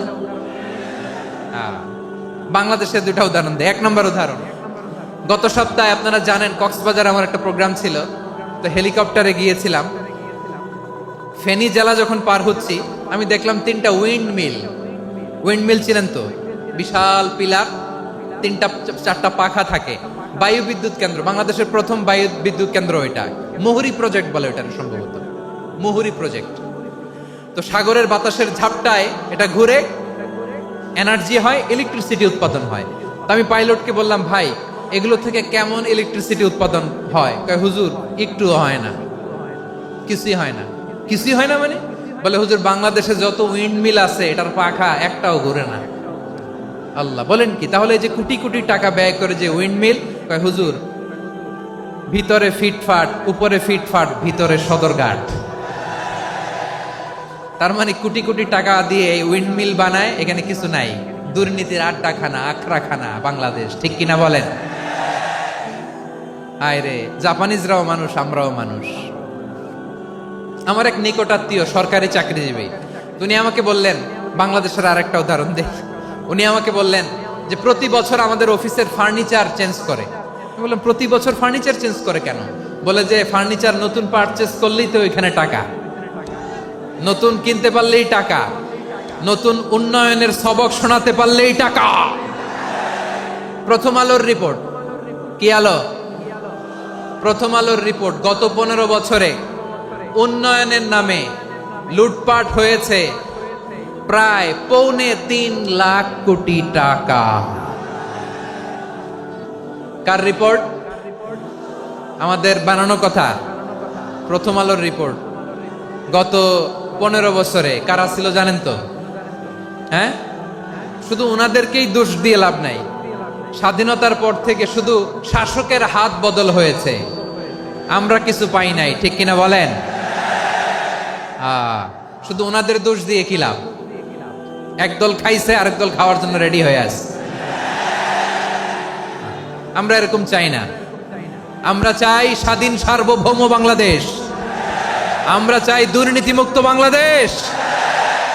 আমি নিউজটা যে কতবার পড়লাম, এটা কি সম্ভব?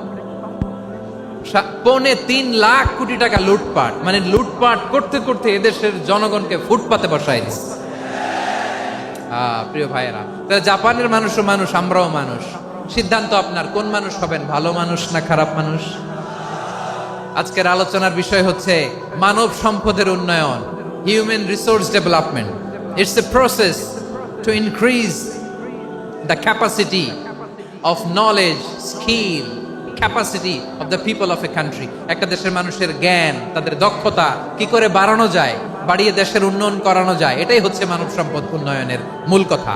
তাহলে মানব সম্পদ হচ্ছে একটা দেশের সবচাইতে শক্তিশালী পুঁজি। প্রাকৃতিক সম্পদ, খনিজ সম্পদের চেয়েও দামি হচ্ছে মানব সম্পদ। আমার প্রিয় যশোর, প্রাকৃতিক সম্পদ, খনিজ সম্পদের চেয়ে দামি সম্পদ কি সম্পদ? আল্লাহ তাআলা দয়া করে আমাদেরকে এই মানব সম্পদ দিয়েছেন। আসুন আমাদের এই মানুষগুলোকে আমরা সোনার মানুষ বানাই। রাজি আছেন তো সবাই? রাজি আছেন?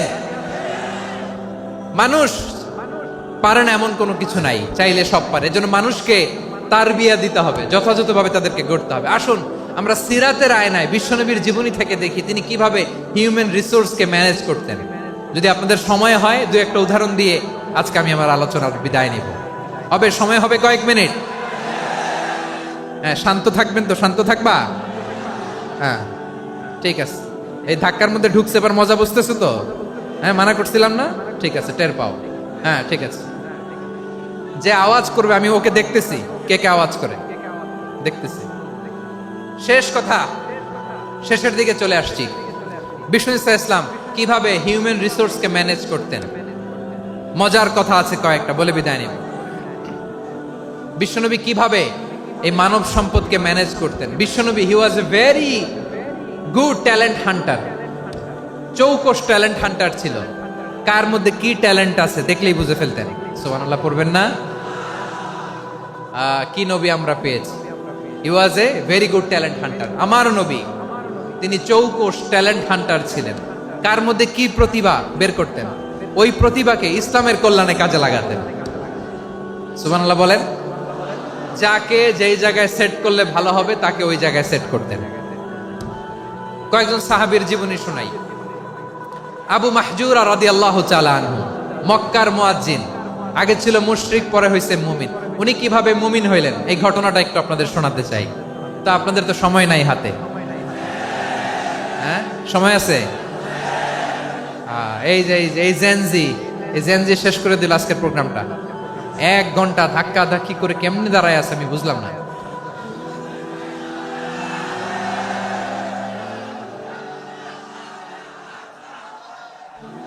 না না, তাকবির না, তাকবির না, চুপ করতে হবে।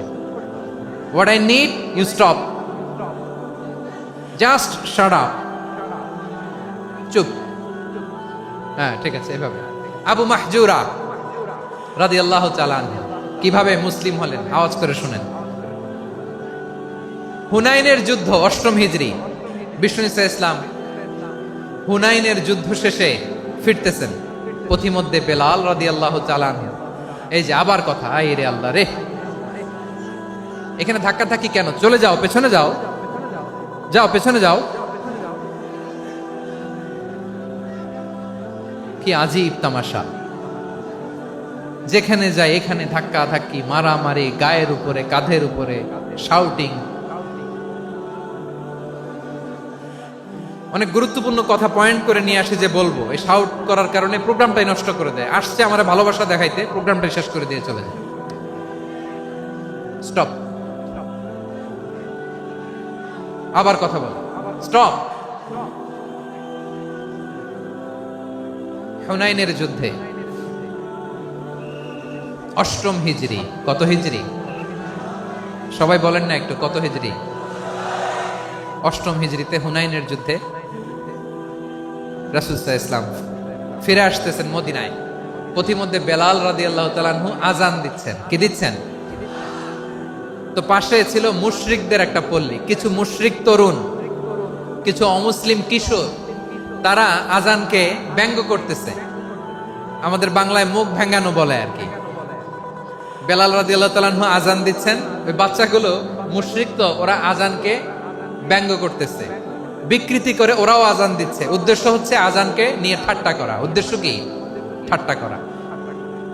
ব্যাপারটা মনে কষ্ট পাওয়ার মতো ব্যাপার না? কিন্তু বিশ্বনবী ওইখানে দেখেন কি খুঁজলেন। বিশ্বনবী খেয়াল করলেন অমুসলিম কিশোরদের মধ্য থেকে একটা কিশোরের গলাটা বড় দরাজ গলা, কণ্ঠটা বড় সুন্দর।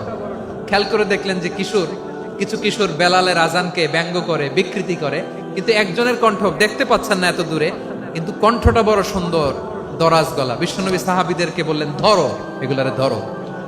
সবগুলারে ধরে বিশ্বনবীর সামনে আনা হলো। ওরা হাঁটু গেড়ে বসলো। বিশ্বনবী বললেন, তোমাদের মধ্যে কে যেন ব্যঙ্গ করে আযান দিচ্ছিল, তার গলাটা বড় উঁচু, গলার বেসটা বড় মজবুত, মেলোডিয়াস, সুমধুর কণ্ঠ। কে? আবু মাহজুরা বলে, আমার বন্ধুরা সবাই আমার দিকে আঙ্গুল দেখায়, আমি পড়ে গেছি বিপদে। রাসূল সাল্লাল্লাহু আলাইহি ওয়াসাল্লাম বাকি অমুসলিম তরুণদেরকে ছেড়ে দিলেন, বললেন তোমরা যাও। এবার আবু মাহজুরারে পাইছে। আবু মাহজুরার চুলের মধ্যে হাত দিলেন বিশ্বনবী, মাথায় হাত দিয়ে বললেন, এবার আযান দাও দেখি। আবু মাহজুরা বলে, আমি তো আযান দিতে জানি না, কারণ আমি তো বেলালেরটা শুইনা দিছি, আমার তো মুখস্থ নাই, আমি তো আযান দিতে জানি না। বিষ্ণু বললেন, জানো না? তাহলে আসো, আমি তোমারে শিখাই দেই। সুবহানাল্লাহ পড়েন। আবু মাহজুরা হাঁটু গেড়ে বসে, বিশ্বনবীর মোবারক হাত আবু মাহজুরার চুলের মধ্যে। বিশ্বনবী আযানের মুআল্লিম আবু মাহজুরাকে বলতেছে, ঠিক আছে তোমারে শিখাই দিচ্ছি, আমি যা যা বলবো আমার সাথে সাথে বলো, পারবা? আবু মাহজুরা বলে, পারবো। বিশ্বনবী আযান দিচ্ছেন, মাথায় হাত দিয়ে, আল্লাহু আকবার, আল্লাহু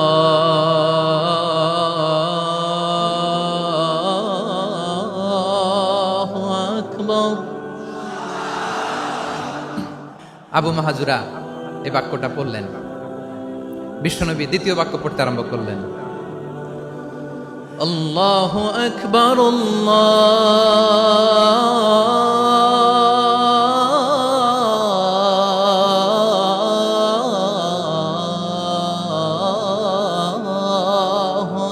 আকবার। আবু মাহজুরা এই বাক্যটা বললেন। বিশ্বনবী আবু মাহজুরার মাথার মধ্যে হাত দিয়ে তৃতীয় বাক্য বললেন,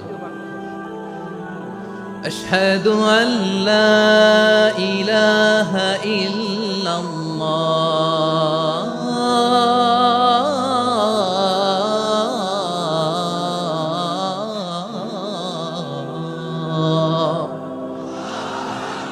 আবু মাহজুরা তৃতীয় বাক্য পড়লেন। বিশ্বনবী একটা বাক্য পরে আবু মাহজুরা পড়ে, বিশ্বনবী পরে আবু মাহজুরা পড়ে। আবু মাহজুরা কিন্তু অমুসলিম, মুশরিক। আবু মাহজুরা বলে, এক একটা বাক্য পড়ি আমার কলিজাটা গলে ঠান্ডা হয়ে যায়। এতদিন মোহাম্মদকে গালি দিতাম, এখন মোহাম্মদ আমার মাথায় যখন হাত রাখছে আমার সারা শরীর ঠান্ডা হয়ে গেছে। বিশ্বনবী আযান শিখাচ্ছেন, একটা একটা বাক্য পড়ে আবু মাহজুরাও পড়ে, বিশ্বনবী পড়ে, আবু মাহজুরাও পড়ে। পুরো বাক্যগুলো যখন শেষ, আযান শেষ, আবু মাহজুরাও যখন পুরো আযান পড়লেন, আবু মাহজুরা বললেন, এতদিন মোহাম্মদের চেহারা দেখলে আমার ঘৃণা লাগতো, আজ থেকে মোহাম্মদের চেহারার চেয়ে প্রিয় চেহারা আমার কাছে নাই। আবু মাহজুরা বললেন, ও মুহাম্মদ, আজানের বাক্য তো আপনি আমারে শেখালেন, এখানেই শেষ করবেন না, আপনি আমারে পড়ায় দেন লা ইলাহা ইল্লাল্লাহ মুহাম্মাদুর রাসূলুল্লাহ সাল্লাল্লাহু আলাইহি ওয়াসাল্লাম। বিশ্বনবীর সাথে দাঁড়িয়ে উনি শাহাদা পড়ে মুসলমান হয়ে গেলেন। এবার আবু মাহজুরা বলে, ইয়া রাসূলুল্লাহ, ইয়া হাবিবাল্লাহ, আমি মুমিন হয়েছি, মুসলমান হয়েছি,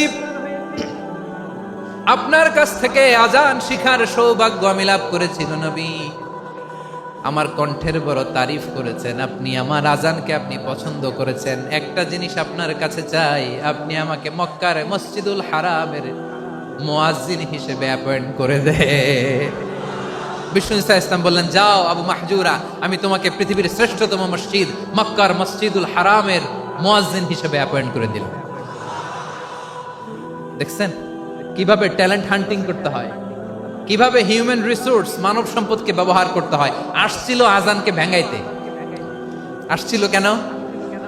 আজানকে ব্যঙ্গ করার জন্য, বিকৃত করার জন্য। আজানকে বিকৃত করতে যে ইসলামের সবচেয়ে শ্রেষ্ঠ মসজিদের মুয়াজ্জিন হয়ে গেল। পড়েন সুবহানাল্লাহ।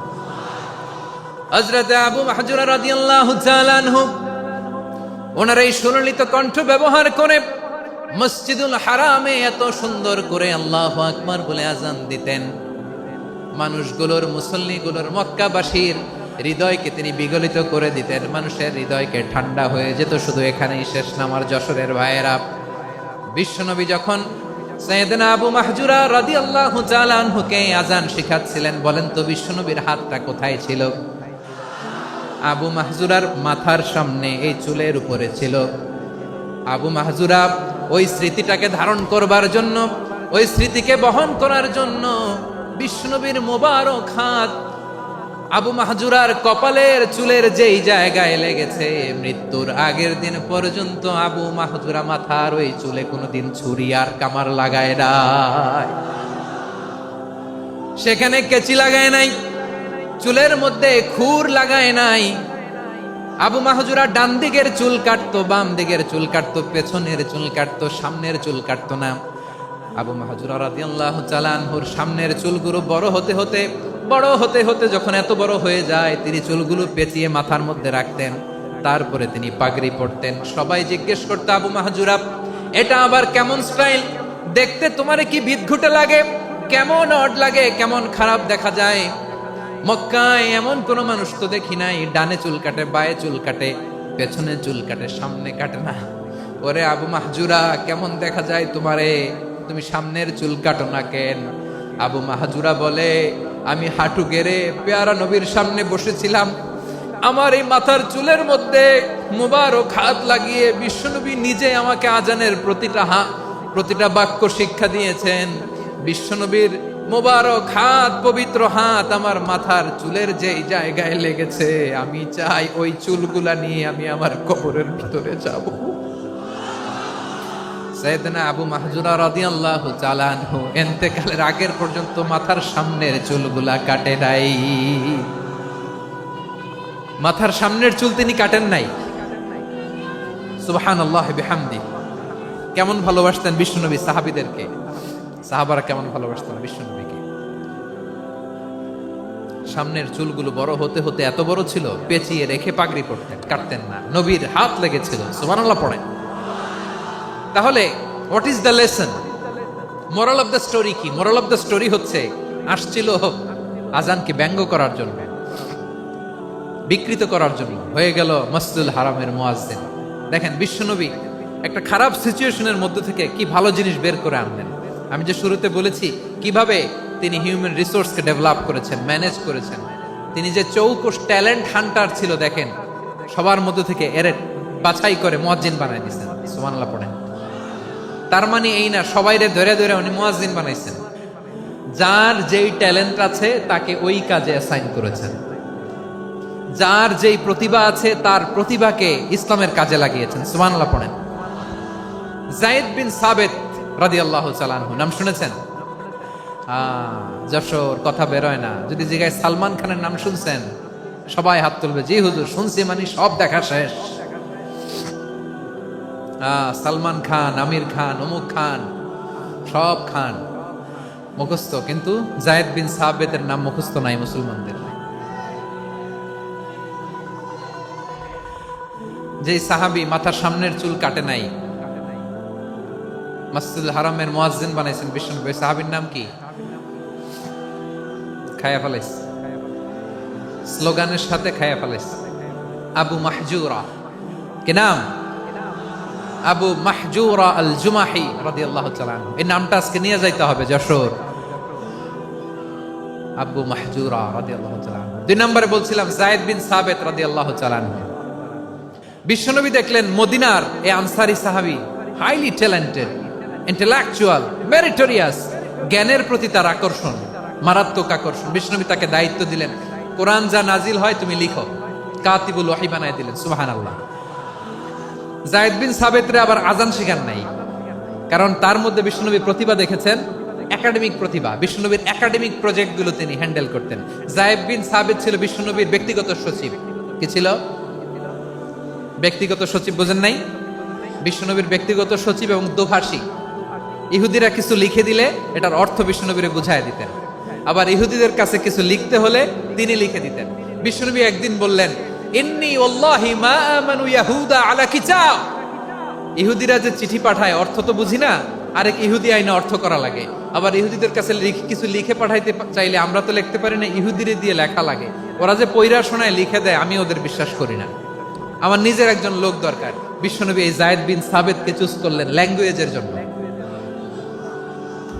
উনি বললেন, যায়েদ, তোমার সফট স্কিলকে ডেভেলপ করতে হবে, তুমি হিব্রু ল্যাঙ্গুয়েজ শিখে ফেলো।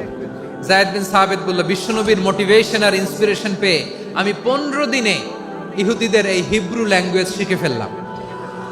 শুধু শিখে ফেললাম না, হাত্তা হাদিকতু, even I became master in the language. এই ভাষা আমি পারদর্শী হয়ে গেলাম। এরপরে ইহুদিরা চিঠি লিখে পাঠালে আর কোনো ইহুদি ডাকা লাগতো না, আমি নবীর এটার অর্থ শুনে পরে বুঝায় দিতাম। আবার ইহুদিদের কাছে চিঠি লেখা লাগলে আমি যায়েদ বিন সাবিত চিঠি লিখে দিতাম। সুবহানাল্লাহ। দেখেন, এত সাহাবীর মধ্য থেকে বিশ্বনবীর একাডেমিক প্রজেক্ট, ব্যক্তিগত সচিব, দোভাষী হিসেবে তিনি যায়েদ বিন সাবিতের মতো তরুণকে নির্বাচিত করেছেন। কেমন ট্যালেন্ট হান্টার ছিল আমার নবী। সুবহানাল্লাহ পড়বেন না? বিশ্বনবীর ইন্তেকালের পরে সাইয়েদনা আবু বকর রাদিয়াল্লাহু তাআলা আনহু যখন খলিফা হয়ে আসলেন, কোরআনকে সংকলনের দায়িত্ব দেয়া লাগবে, কোন সাহাবীকে দিবেন? সব সাহাবারা মিলে পরামর্শ করলেন। সাইয়েদনা আবু বকর, ওমর সবাই মিলে এই বিশাল কোরআন সংকলনের গুরু দায়িত্ব বিশ্বনবীর ব্যক্তিগত সচিব, বিশ্বনবীর দোভাষী, বিশ্বনবীর সিলেক্ট করাই লোক যায়েদ ইবনে সাবিত রাদিয়াল্লাহু তাআলা আনহুকে দিয়েছে। কোরআনের কপি তো আজকে এখানে রাখে নাই। এই যে আজকের যে কোরআন পড়েন, এটা আগে এরকম ছিল না। কোরআন নাজিল হলে সাহাবারা চামড়ার, ওটের চামড়ায় লিখে ফেলতো, ওটের চ্যাপ্টা হাড্ডির মধ্যে লিখে ফেলতো, গাছের গুড়ির মধ্যে লিখে ফেলতো। বিভিন্ন জনের কাছে ছড়ানো ছিটানো ছিল। আবু বকর রাদিয়াল্লাহু তাআলা আনহু একসাথে করলেন, পরবর্তীতে উসমান রাদিয়াল্লাহু তাআলা আনহু একসাথে করলেন। 114 সূরার এখন এই মুসহাফ, এই কম্পাইলেশন, এই কপি আমরা পেয়েছি, যার হিউজ কন্ট্রিবিউশন ছিল। এই পুরো কোরআন কম্পাইলেশনের প্রজেক্ট ম্যানেজার ছিল যায়েদ বিন সাবিত রাদিয়াল্লাহু তাআলা। কোরআন কম্পাইলেশনের প্রজেক্ট ম্যানেজার। দেখেন, উনারে মাথায় হাত দিয়ে আজান শিখায় নাই। সুবহানাল্লাহ কইবেন না? তাহলে প্রথম সাহাবী আবু মাহজুরাকে মুয়াজ্জিন বানাইলেন, যায়েদ বিন সাবিতকে ব্যক্তিগত সচিব আর দোভাষী বানালেন, মুসআব ইবনে উমাইর রাদিয়াল্লাহু তাআলা আনহুকে ইসলামের প্রথম অ্যাম্বাসেডর বানালেন। তাহলে তৃতীয় নাম্বার একজন সাহাবীর নাম বলছি, মুসআব ইবনে উমাইর। মুসআব কি নাম? নামটা কেমন লাগে? এই কয়েকজনের ভাল লাগে, বাকিদের ভাল লাগে না? ভাল লাগে? এই এই আর কয়েকটা মিনিট দেওয়া যাবে না আমাকে আল্লাহর রাস্তে? হ্যাঁ, ঠিক আছে। আমি তোমাদেরকে ভালোবাসা দেখাবো, দোয়া করব, যদি চুপ থাকো, একেবারে চুপ, কষ্ট সহ্য করো। বাকিরে যা সওয়াব পাবে তোমরা ডবল পাবা, যেহেতু কষ্ট বেশি, কিন্তু চুপ। 3 নাম্বার সাহাবীর নাম মুসআব। এই ধাক্কাধাক্কি কেন? ধাক্কাধাক্কি কেন রে ভাই? না না না, এরকম হইলে আসবো না যশোর, আমি আর আসবো না। হয় পিছনে চলে যাও, নাহলে চুপ, ধাক্কাধাক্কি নেই। 3 নম্বর সাহাবীর নাম মুসআব। কি নাম? He was the first ambassador in Islam. ইসলামের প্রথম ডিপ্লোম্যাট, প্রথম কূটনৈতিক, ইসলামের প্রথম কূটনৈতিক, ইসলামের প্রথম ডিপ্লোম্যাট, প্রথম অ্যাম্বাসেডর মুসআব ইবনে উমাইর। মক্কার তরুণ যুবক, উনি পারফিউম লাগাইলে মানুষ দেখলেই বুঝতো এটা মুসআব লাগাইছে। এমন ড্যাশিং ফেসের ছিল, এমন স্মার্ট ড্যাশিং ফেস, এমন পার্সোনালিটির মানুষ ছিল মুসআব রাদিয়াল্লাহু তাআলা। কারণ যিনি ইসলামের স্পোকম্যান হবেন, মুখপাত্র হবেন, তার স্মার্ট হওয়ার দরকার আছে না নাই? আকাবার প্রথম শপথ যখন হলো, তাদের সাথে বিষ্ণু ঈসা ইসলাম মদিনাতে একজন মুখপাত্র পাঠালেন, ডিপ্লোম্যাটকে পাঠালেন, অ্যাম্বাসেডর অফ ইসলাম। তিনি হচ্ছেন মুসআব ইবনে উমাইর। পড়েন সুবহানাল্লাহ। বিশ্বনবী দেখলেন সে অনেক স্মার্ট, তার ডেডিকেশন আছে, সিনসিয়ারিটি আছে, এবং মদিনায় যে আউস খাজরাজ গোত্রের নেতাদের সাথে ডিল করতে হবে, ইহুদিদের সাথে ডিল করতে হবে, ওখানে একজন পাক্কা জানু খেলোয়াড়ের দরকার আছে না নাই? মুসআব ইবনে উমাইর রাদিয়াল্লাহু তাআলা আনহু, ওনাকে বিষ্ণু ঈসা ইসলাম চুজ করলেন। এবং বিষ্ণু ঈসা ইসলামের এই চুজিংটা, এই সিলেকশনটা এত সুন্দর ছিল, তিনি মদিনাতে যে বিশ্বনবী আসার আগেই মদিনার জমিনকে তিনি উর্বর করে ফেলছেন। প্রতিটা ঘরে ঘরে কালিমার দাওয়াত তিনি পৌঁছায় দিচ্ছেন। জুমার বিধান নাজিল হয়েছে, কিন্তু মক্কায় পরিবেশ নাই জুমা পালনের। বিষ্ণু ঈসা ইসলাম একজনকে দিয়ে খবর পাঠালেন, যাও মদিনায় মুসাবকে যে বলো, মুসাব তো আমার শিক্ষক, আমার স্পোকম্যান, মদিনাতে যেন তারা জুমা কায়েম করে। বিশ্বনবীর আগেই মুসআব মদিনার মুসলিমদেরকে নিয়ে মদিনায় প্রথম জুমা কায়েম করে ফেলছে। কোন সুবহানাল্লাহ। ডিপ্লোম্যাটদের কেমন হইতে হয়, অ্যাম্বাসেডারের কেমন হইতে হয়, মুসআব রাদিয়াল্লাহু তাআলা আনহুর কাছ থেকে শিখে নাও। মুসআব নামটা কেমন লাগে? যশোর যাদের সন্তান হবে, ছেলে সন্তান, আমার রাস্তায় পাইলে সবাই জিজ্ঞেস করে, হুজুর একটা নাম দেন, আমার ছেলে হবে। যশোরবাসীর জন্য আমি একটা নাম দিয়ে দিলাম, নাম রাখতে হবে মুসআব। কি নাম? নামটা যাদের ভাল লাগে, ছেলে সন্তান অনাগত আসবে, মনে চাইলে নাম রেখে দিবেন মুসআব রাদিয়াল্লাহু তাআলা আনহুর নামে মুসআব। তাহলে মুসআব রাদিয়াল্লাহু তাআলা আনহুকে বিশ্বনবী ল্যাঙ্গুয়েজ শিখান নাই, সফট স্কিল শিখান নাই। যায়েদ রাদিয়াল্লাহু, তিনি হিব্রু ল্যাঙ্গুয়েজ শিখেছেন, সুরিয়ানি শিখেছেন, কিন্তু মুসআবকে তিনি বানিয়েছেন the spokesman of Islam, the first diplomat, the ambassador of Islam. সুবহানাল্লাহ পড়বেন না? আব্দুল্লাহ ইবনে আব্বাস রাদিয়াল্লাহু তাআলা আনহু, বিশ্বনবীর কাজিন, চাচাতো ভাই। আবার মাইমুনা রাদিয়াল্লাহু তাআলা আনহু, মাইমুনা নবীর স্ত্রী, তিনি ছিলেন আব্দুল্লাহর আপন খালা। তো নবীর বউ যদি ওনার খালা হয়, নবী তার কি? বুঝে নাই, নবী তার কি? খালু। তাহলে সম্পর্ক অনেক গভীর, কাজিন আবার খালু। ছোট্ট মানুষ, তাই রাতে মাঝে মাঝে ঘরে থাকতো। বিশ্বনবী দেখলেন আব্দুল্লাহ যেহেতু আমার ঘরে ঢুকতে পারে, আব্দুল্লাহরে এই উম্মতের বড় শিক্ষাবিদ বানাইতে হবে। কথা বোঝে নাই? আব্দুল্লাহকে কি বানাইতে হবে? শিক্ষাবিদ, এডুকেটর অফ দিস উম্মাহ, এই উম্মার শিক্ষাবিদ বানাইতে হবে। তাই আব্দুল্লাহ ইবনে আব্বাসকে বিশ্বনবী হাতে কলমে শিক্ষা দিয়েছেন। আহারে, আর এরপরে যে কি ভাষা আসবে তোমাদের জন্য আমার মুখ থেকে আমি নিজেও জানি না। 1 ঘন্টা যাবত ধাক্কা ধাক্কি মারামারি। তো আসতে বলছে কে তোমাকে? পেছনে চলে যাও, জায়গা না পেলে। পুরো প্রোগ্রামটাই নষ্ট করে দিল।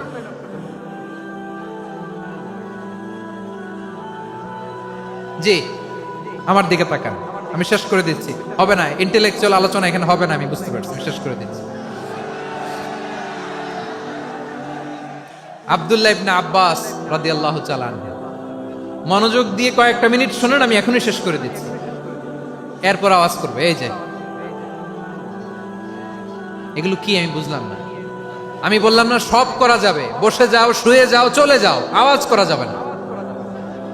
অন্যকে বসো এটাও বলার দরকার নেই, জাস্ট এদিকে তাকাও। আল্লাহ।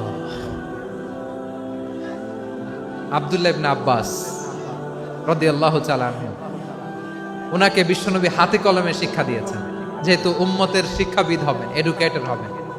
তো বিশ্বনবী রাতে যখন তাহাজ্জুদ পড়তেন, ছোট্ট আব্দুল্লাহ ঘরে থাকতো। বুঝতে পেরেছেন? ছোট্ট মানুষ তো ঘরে থাকতো। তো বিশ্বনবী তাহাজ্জুদের জন্য একবার দাঁড়িয়েছেন, ছোট্ট আব্দুল্লাহ অজু করে দাঁড়াইছে। আচ্ছা বলেন তো, ইমাম আর মুসল্লি মোট যদি দুইজন হয়, একজন ইমাম একজন মুসল্লি, তো মুসল্লি ইমামের কোন দিকে দাঁড়াবে? ডানে দাঁড়াবে। ছোট্ট আব্দুল্লাহ বোঝে নাই, বিষ্ণুনবী তাহাজ্জুদ শুরু করেছেন, উনি একতেদা করছেন আর দাঁড়াইছেন বায়ে। কোথায় দাঁড়িয়েছেন? আব্দুল্লাহ বলেন, যখন আমি বায়ে দাঁড়ালাম, আখাযা রাসূলুল্লাহ সাল্লাল্লাহু আলাইহি ওয়াসাল্লাম উযুনি আল ইউমনা ইয়াফতিলুহা, বিষ্ণুনবী নামাজরত অবস্থায় আমার কান ধরে টেনে আমার ডান দিকে এনে দাঁড় করায় দিলেন। পড়েন সুবহানাল্লাহ।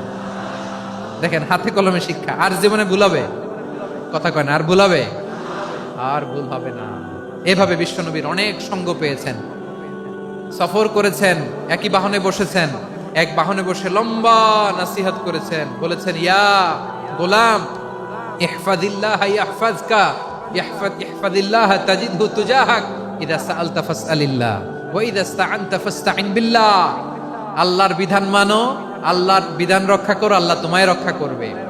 আব্দুল্লাহ, চাইতে হলে আল্লাহর কাছে চাও, সাহায্য চাইতে হলে আল্লাহর কাছে সাহায্য চাও। মনে রাখো, গোটা বিশ্বের সবাই যদি তোমার সাহায্য করতে চায়, ততটুকুই করতে পারবে যতটুকু আল্লাহ তোমার নসিবে রেখেছে। গোটা বিশ্ব যদি তোমার বিরুদ্ধে ষড়যন্ত্রে দাঁড়িয়ে যায়, ক্ষতি ততটুকু করতে পারবে যতটুকু তোমার জন্য বরাদ্দ আছে।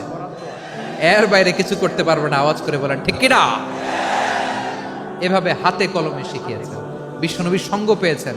উনাকে বিষ্ণু ইসলাম শিক্ষাবিদ, এডুকেটর অফ দিস উম্মাহ হিসেবে সিলেক্ট করেছেন, হাতে কলমে শিখিয়েছেন। বিশ্বনবী একবার প্রকৃতির ডাকে সাড়া দিয়ে এসেছেন। এখন কি করতে হবে? নামাজের জন্য অজু করতে হবে। বিশ্বনবী এসেই দেখেন অজুর বদনায় পানি ভরা, খুশি হয়ে গেলেন, বললেন, কে রেখেছে পানি? একজন বলল, আব্দুল্লাহ রেখেছে। বিশ্বনবী অত্যন্ত খুশি হলেন, খুশি হয়ে একটা দোয়া করলেন, বললেন, আল্লাহুম্মা ফাক্কিহু ফিদ্দীন ওয়া আল্লিমহু তা'ওয়ীল। আল্লাহ, তুমি আব্দুল্লাহকে দ্বীনের বুঝ দিও আর কোরআনের তাফসীর শিক্ষা দিও। বিশ্বনবীর এই দোয়া এমন লাগছে, উনি রাইসুল মুফাসসিরিন, এই পৃথিবীতে যত মুফাসসির ছিল, যত মুফাসসির আসবে, সকল মুফাসসিরের সম্রাট হিসেবে স্বীকৃত হয়েছেন। আব্দুল্লাহ ইবনে আব্বাস, বিশ্বনবী ওনারে আজান শিখান নাই, বিশ্বনবী ওনারে ল্যাঙ্গুয়েজ শিখান নাই, বিশ্বনবী ওনারে অ্যাম্বাসাডর বানান নাই, হাতে কলমে শিক্ষা দিয়েছেন। ছোট্ট মানুষ, বিশ্বনবী ইন্তেকাল করলেন, আবু বকরের সময় গেল, ওমরে ফারুকের খেলাফত, তখনও তিনি তরুণ। ওমরে ফারুক রাদিয়াল্লাহু তাআলা আনহু ওনার ক্যাবিনেট মিনিস্ট্রির বৈঠকে এই আব্দুল্লাহ ইবনে আব্বাসকে পাশ দিয়ে বসায় রাখতেন। বয়স্ক সাহাবারা এটা পছন্দ করতো না। তারা বলতো, ঘটনা কি? আব্দুল্লাহর মতো ছেলে নাতি আমাদের আছে, এরা কেন রাখে ওমরে ফারুক? ওমরে ফারুক এটা টের পেলেন, তিনি বুঝতে পারলেন যে ক্যাবিনেট মেম্বাররা এটা পছন্দ করে না, ছোট্ট আব্দুল্লাহরা কেন রাখি, কেন যে রাখি, এটা একদিন বুঝাবো। একদিন মিটিং এ তিনি সবাইকে বললেন, ইদা জাআ নাসরুল্লাহি ওয়াল ফাতহ। এই আয়াত দ্বারা উদ্দেশ্য কি বলেন তো মুরব্বী সাহাবীরা? এক সাহাবী বলেন, এই সূরা দ্বারা উদ্দেশ্য, আল্লাহ বলেছেন আমাদেরকে বিভিন্ন ল্যান্ড, বিভিন্ন এলাকা বিজয় করতে হবে। ওমরে ফারুক বললেন, না, হয়নি। আরেকজন বললেন, বিজয় হওয়ার পর আমাদের বেশি বেশি আল্লাহর বরত্বের ঘোষণা দিতে হবে, এটা উদ্দেশ্য। ওমরে ফারুক বললেন, না, হয় নাই। যারে জিজ্ঞেস করেন কেউ পারে না। সব শেষে বিশ্বনবী ছোট্ট আব্দুল্লাহরে বলেন, আব্দুল্লাহ, ইদা জাআ নাসরুল্লাহি ওয়াল ফাতহ, এর দ্বারা উদ্দেশ্য কি বলো তো? ছোট্ট আব্দুল্লাহ বলেন, হুয়া আজালু রাসূলিল্লাহ। এই আয়াত দ্বারা বিশ্বনবীর বিদায়কে উদ্দেশ্য নেওয়া হয়েছে। ওমরে ফারুক বললেন, হাযা হুয়া, এটাই তো সঠিক উত্তর, এটাই সঠিক তাফসীর এই আয়াতের। কারণ ইদা জাআ নাসরুল্লাহি ওয়াল ফাতহ, যখন আল্লাহর সাহায্য আর বিজয় আসবে, ওয়া রাআইতান নাসা ইয়াদখুলুনা ফি দীনিল্লাহি আফওয়াজা, আপনি দেখবেন দলে দলে, ঢলে ঢলে, বানের পানির মতো মানুষ ইসলামের দিকে ঢুকতেছে, ইসলামের বিজয় হয়েছে। তো ইসলামের বিজয়ের মিশন নিয়ে নবী আসছে, বিজয়ী যখন হয়ে গেছে, এখন তো নবীর বিদায় হবে। জোরে বলেন ঠিক কিনা? কোন সাহাবী এই সূক্ষ্ম কথাটা ধরতে পারে নাই, ওই আব্দুল্লাহ ছাড়া। আব্দুল্লাহ যখন উত্তর দিছে, সব সাহাবীদের টনক নড়েছে। এরপর থেকে কোনো ক্যাবিনেট মিটিং এ আর কোনো সাহাবারা কোনো প্রশ্ন করে নাই। আওয়াজ করে পড়েন সুবহানাল্লাহ। বিশ্বনবী আব্দুল্লাহ ইবনে আব্বাসকে দ্য এডুকেটর অফ দ্য উম্মাহ, উম্মার শিক্ষাবিদ হিসেবে গ্রহণ করেছেন। আওয়াজ করে পড়তে হবে আল্লাহু আকবার। সাহাবীদের নামগুলো মনে থাকবে? এক নম্বরে আবু মাহজুরা, মুয়াজ্জিন বানাইছেন। যায়েদ ইবনে সাবিত, দোভাষী, ট্রান্সলেটর অফ প্রফেট, এবং তিনি ছিলেন বিশ্বনবীর ব্যক্তিগত সচিব। মুসআব ইবনে উমাইর, the first ambassador and diplomat of Islam. আব্দুল্লাহ ইবনে আব্বাস, এই উম্মার সবচেয়ে বড় এডুকেটর, শিক্ষাবিদ। আরেকজন ছিল আব্দুল্লাহ ইবনে মাসউদ রাদিয়াল্লাহু তাআলা। দুই আব্দুল্লাহ, আব্বাস গেল, আরেকজন হচ্ছে মাসউদ। মক্কার তরুণ, ছাগল পালতো মুশরিকের বিশ্বনবী আর আবু বকর রাদিয়াল্লাহু তাআলা আনহু একবার গেলেন, যে দেখে এই তরুণ দাঁড়ায় আছে। বিশ্বনবী বলেন, আমি খুব ক্ষুধার্ত, তোমার কাছে কি দুধ আছে ছাগলের? আব্দুল্লাহ ইবনে মাসউদ বলে, আছে। ওয়ালাকিন আনা মু'তামান, যে দুধ আছে এটা আমানতের, আমি দিতে পারবো না। বিশ্বনবী এইটা শুনেই তার টার্গেট করে ফেলছে। আনা মু'তামান, দুধ আছে কিন্তু এটা আমার মালিকের, আমি তো দরদ দেখায় আমার মালিকের দুধ আপনি পথিক, আপনারে দিতে পারি না। বিশ্বনবী টার্গেট করে ফেলছেন, এরে আমার কাজে লাগাইতে হবে। বিশ্বনবী বললেন, আচ্ছা ঠিক আছে, দুধ দিও না, কিন্তু এমন ছাগি আছে কিনা যেই ছাগির সাথে কোনো ছাগলের মিলন হয় নাই, তার ওলানে দুধও আসে নাই, বাচ্চাও নাই, এরকম ছাগির থেকে যদি আমি দুধ খাই তাহলে তো সমস্যা নাই। বলতেছে, এরকম ছাগির থেকে দুধ খাইলে সমস্যা নাই, কারণ এরকম ছাগির ওলান থেকে দুধ আসবেও না। বলতেছে, ঠিক আছে, এরকম একটা ছাগি নিয়ে আসা হলো। বিশ্বনবী বিসমিল্লাহ বলে ওই ছাগির ওলানে হাত দিলেন। হাত দিতে দেরি, পুরো ওলানটা দুধে ভরে যেতে দেরি হয় না। বিশ্বনবী আর আবু বকর রাদিয়াল্লাহু তাআলা আনহু দহন করে পেট ভরে খেলেন। এই দৃশ্য আব্দুল্লাহ ইবনে মাসউদের হৃদয়ে দাগ কাটলো। এই মুআজিজা দেখে তিনি বললেন, আশহাদু আল্লা ইলাহা ইল্লাল্লাহ ওয়া আশহাদু আন্না মুহাম্মাদুর রাসূলুল্লাহ।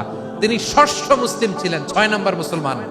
ওনাকে টার্গেট করে বিশ্বনবী দেখলেন এমন ইন্টেলেকচুয়াল ব্রেন, উনি সূক্ষ্ম সূক্ষ্ম জিনিস বুঝে বেশি, ফিকহি জ্ঞান ওনার মধ্যে বেশি। বিশ্বনবী ওনাকে কোরআনের জ্ঞান শিক্ষা দিতে লাগলেন। উনি বিশ্বনবী সবার কাছে কোরআন শোনায়, কিন্তু বিশ্বনবী নিজে আব্দুল্লাহ ইবনে মাসউদের কাছ থেকে কোরআন শুনতো। বিশ্বনবী একবার বললেন, ইকরা আলাইয়া ইয়া মাসউদ। ইবনে মাসউদ, একবার শোনাও তো কোরআন দেখি। আব্দুল্লাহ ইবনে মাসউদ বলে, আকরাউ আলাইকা ওয়া আলাইকা উনজিল। নবী, আপনার উপর কোরআন নাজিল হয় আর আমি আপনার সামনে কোরআন পড়ব? বিশ্বনবী বললেন, ইন্নী উহিব্বু আন আসমাআহু মিন গায়রি। আমি নিজে পড়তে যেমনি ভালোবাসি, অন্যে পড়ুক আমি শুনবো, এটাও আমি ভালোবাসি। সূরা নিসা তিনি তেলাওয়াত করে শুনিয়েছেন। এমন সূক্ষ্ম সূক্ষ্ম বিষয় বিশ্বনবী উনাকে ধরিয়ে দিয়েছেন। উনি হয়ে গিয়েছেন আব্দুল্লাহ ইবনে আব্বাস, হয়েছেন রাইসুল মুফাসসিরিন, উনি হয়ে গিয়েছেন ফাকিহুল উম্মাহ। ওনার চাইতে বড় ফকি এই পৃথিবী আর দেখবে না। চিল্লায় বলেন সুবহানাল্লাহ। উনি বলতেন, ওয়াল্লাহি ওয়াল্লাহি ইল্লাযী লা ইলাহা গায়রু মা উনজিলাত সূরাতুন ইল্লা ওয়া আনা আ'লামু আইনা উনজিলাত ওয়া ফীমা উনজিলাত। বিশ্বনবী এমন ভাবে কোরআনের দার্স আমাকে দিয়েছেন, কোরআনে যত সূরা নাজিল হয়েছে, যেখানে নাজিল হোক না কেন আমি জানি এটা কোথায় নাজিল হয়েছে এবং কোন প্রেক্ষাপটে নাজিল হয়েছে। এমন একটা সূরা নাই যে সূরার কোথায় নাজিল হয়েছে আমি মাসুদের জানা নাই, কোন প্রেক্ষাপটে নাজিল হয়েছে আমার জানা নাই। এরকম ঘটবে না। চিল্লায় বলেন আল্লাহু আকবার। এই আব্দুল্লাহ ইবনে মাসউদ রাদিয়াল্লাহু তাআলা আনহু ওমর ফারুকের সময় কুফার চিফ জাস্টিস ছিলেন। কুফা নগরীর চিফ জাস্টিস। চিফ জাস্টিস বুঝেন নাই? বিচারপতি। কি ছিলেন? সবাই বলে নাই কি ছিলেন? বিচারপতি ছিলেন। এবং ওনার যে ফিকহি জ্ঞানের ধারা, এটাই আলকামা, ইব্রাহিম আন-নাখাই, হাম্মাদ ইবনে সুলাইমান হয়ে ইমাম আবু হানিফা পর্যন্ত পৌঁছেছে। এবং ওনার ফিকহি জ্ঞানের ধারাই হানাফি মাযহাবে অ্যাকসেপ্ট হয়েছে। আজও এগুলো হানাফি মাযহাবে চর্চিত হয়। হানাফি মাযহাবের সব ফিক আব্দুল্লাহ ইবনে মাসউদের ফিকহি জ্ঞানের ধারা থেকে নেওয়া হয়েছে। চিল্লায় পড়েন সুবহানাল্লাহ। তাহলে উনাকে বিশ্বনবী বানিয়েছেন জুরিস্ট, আইনবিদ, ফাকিহ। উনারে আজান শিখান নাই। হিউম্যান রিসোর্স ডেভেলপমেন্ট কিভাবে করবেন, মানব সম্পদের উন্নয়ন কিভাবে করতে হয়, কিভাবে যার যেখানে প্রতিভা কাজে লাগাতে হয় উনি দেখিয়েছেন। সুবহানাল্লাহ পড়বেন না? খালিদ বিন ওয়ালিদ নাম শুনছেন? কে কে শোনেন নাই হাত তোলেন। কি ছিলেন? বীর যোদ্ধা ছিলেন খালিদ বিন ওয়ালিদ। কিন্তু তিনি ইসলাম ধর্ম গ্রহণ করেছেন অনেক দেরিতে, 8ম হিজরিতে। তার মানে 8ম হিজরির আগে উনি মুশরিকদের পক্ষে লড়াই করেছেন। ওনার হাতে কত মুসলিম সাহাবী যে নিহত হয়েছে হিসাব নাই। বিশ্বনবী টার্গেট করে রাখছে, তুমি আমাদের মুসলিমদের এত ক্ষতি করলা, তুমি যখন মুসলমান হবা তোমারে দিয়ে আমি এমন কাম করামু যে এটা আর কেউ করতে পারবে না। সুবহানাল্লাহ নাই? যশোর ক্লান্ত হয়ে গেছে।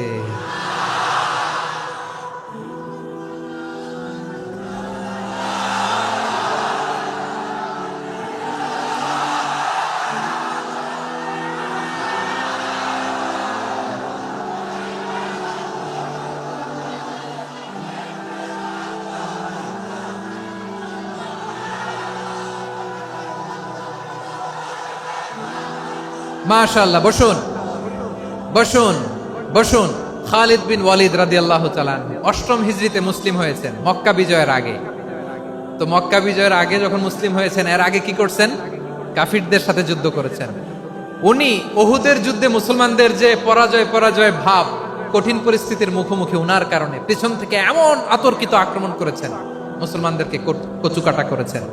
অষ্টম হিজরিতে আল্লাহ তাআলা হেদায়েতের নূর দিয়ে ওনার হৃদয়টাকে উজালা করে দিলেন। লা ইলাহা, এটা এমন বাণী যার হৃদয়ে একবার টাচ খাবে, এইটা থেকে সে আর পালিয়ে বেড়াতে পারে। ঝিনুকের ভেতর লুকিয়ে থাকে যেমন মতি, ঝিনুকের ভেতর লুকিয়ে থাকে যেমন মতি, কলমা শাহাদাতে আছে আল্লাহর জ্যোতি, কলমা শাহাদাতে আছে আল্লাহর জ্যোতি। ঠিক কিনা বলেন? মক্কা বিজয়ের আগে মুসলিম হলেন, হওয়ার পরেই বিশ্বনবীর টার্গেট ফুলফিল হলো। ওই যে টার্গেট করে রেখেছেন আর দোয়া করেছেন, খালিদ বিন ওয়ালিদ যদি মুসলিম হয় তাকে আমি মিলিটারি চিফ বানাবো। ওনাকে আজান শিখান নাই, ওনারে কান ধইরা নামাজের এই মাথা থেকে ওই মাথা আনান নাই, ফিকহি কোরআনের সূক্ষ্ম তাফসীর ওনারে শিখান নাই, অ্যাম্বাসেডর বানান নাই। বিষ্ণু ইসলাম উনাকে সামরিক অভিযানে প্রেরণ করেছেন। সামরিক অভিযানে তিনি প্রেরণ করেছেন। উনার জীবদ্দশায় উনার নেতৃত্বে যতগুলো যুদ্ধ হয়েছে, একটা যুদ্ধেও তিনি পরাজয় বরণ করেন নাই। ওমরে ফারুকের সময়কালে তিনি চিফ অফ মুসলিম মিলিটারি, মানে মুসলিম সেনাপতি হয়েছেন। যশোর, আওয়াজ করো, ঠিক কিনা বলো? সেনাপতি, মুসলিম সেনাপতি। তাহলে কিভাবে হিউম্যান রিসোর্স ব্যবহার করতে হয় গোটা বিশ্ব আমার নবীর কাছ থেকে শিখে নাও। খালিদ বিন ওয়ালিদ, ওনাকে বিশ্বনবী একটা উপাধি দিয়েছেন। উপাধিটা হচ্ছে সাইফুল্লাহিল মাসলুল, আল্লাহর নাঙ্গা তরবারি, আল্লাহর খোলা তরবারি, দ্য ওপেন সোর্ড অফ আল্লাহ। খালিদ বিন ওয়ালিদ মুসলিম সেনাপতি। হাসান বিন সাবেত নাম শুনছেন? দেখি উনি কি ছিল বলেন। রাসূলের সভা কবি, কালচারাল হিজিমনিকে ডিফিট করার জন্য। উনি ভালো অস্ত্র চালানো জানতেন না, ওই কাজে উনি যেতেন না। ওনার ছিল কাব্য প্রতিভা। কাব্য প্রতিভা, কাফিররা কবিতা দিয়ে নবীকে গালি দিত। বিশ্বনবী বলতেন, ইয়া হাসান আজিব আন রাসূলিল্লাহ, তুমি নবীর হয়ে কাফেরদের এই কথাগুলোর জবাব দাও। বিশ্বনবীর একটা মিম্বার ছিল। বিশ্বনবীর মিম্বারের পাশাপাশি মসজিদে নববীতে এই হাসান বিন সাবেতের জন্য বিশ্বনবী একটা স্পেশাল মিম্বার বানিয়ে দিয়েছেন। এখান থেকে তুমি জবাব দাও। এবং বিশ্বনবী বলেছেন, আল্লাহুম্মা আইয়িদহু বিরূহিল কুদুস। আল্লাহ, হাসান আমার পক্ষে জবাব দেয়, তুমি জিব্রাইল মারফত তাকে সাহায্য পাঠাইয়া দিও। রাসূল সাল্লাল্লাহু আলাইহি ওয়াসাল্লামের সভা কবি, the poet of the prophet, নবীর কবি। তিনি কবিতা দিয়ে, এমন উচ্চাঙ্গের ভাষায় কবিতা দিয়ে তিনি জবাব দিতেন, কাফিরদের গা শিহরে যেত, তাদের হৃদয়ে আগুন ধরে যেত। তাহলে এরকম কবিরও দরকার আছে না নাই? এখন যাকে আল্লাহ দিছে কাব্য প্রতিভা, এরা যদি আপনি যুদ্ধের ময়দানে পাঠান হবে?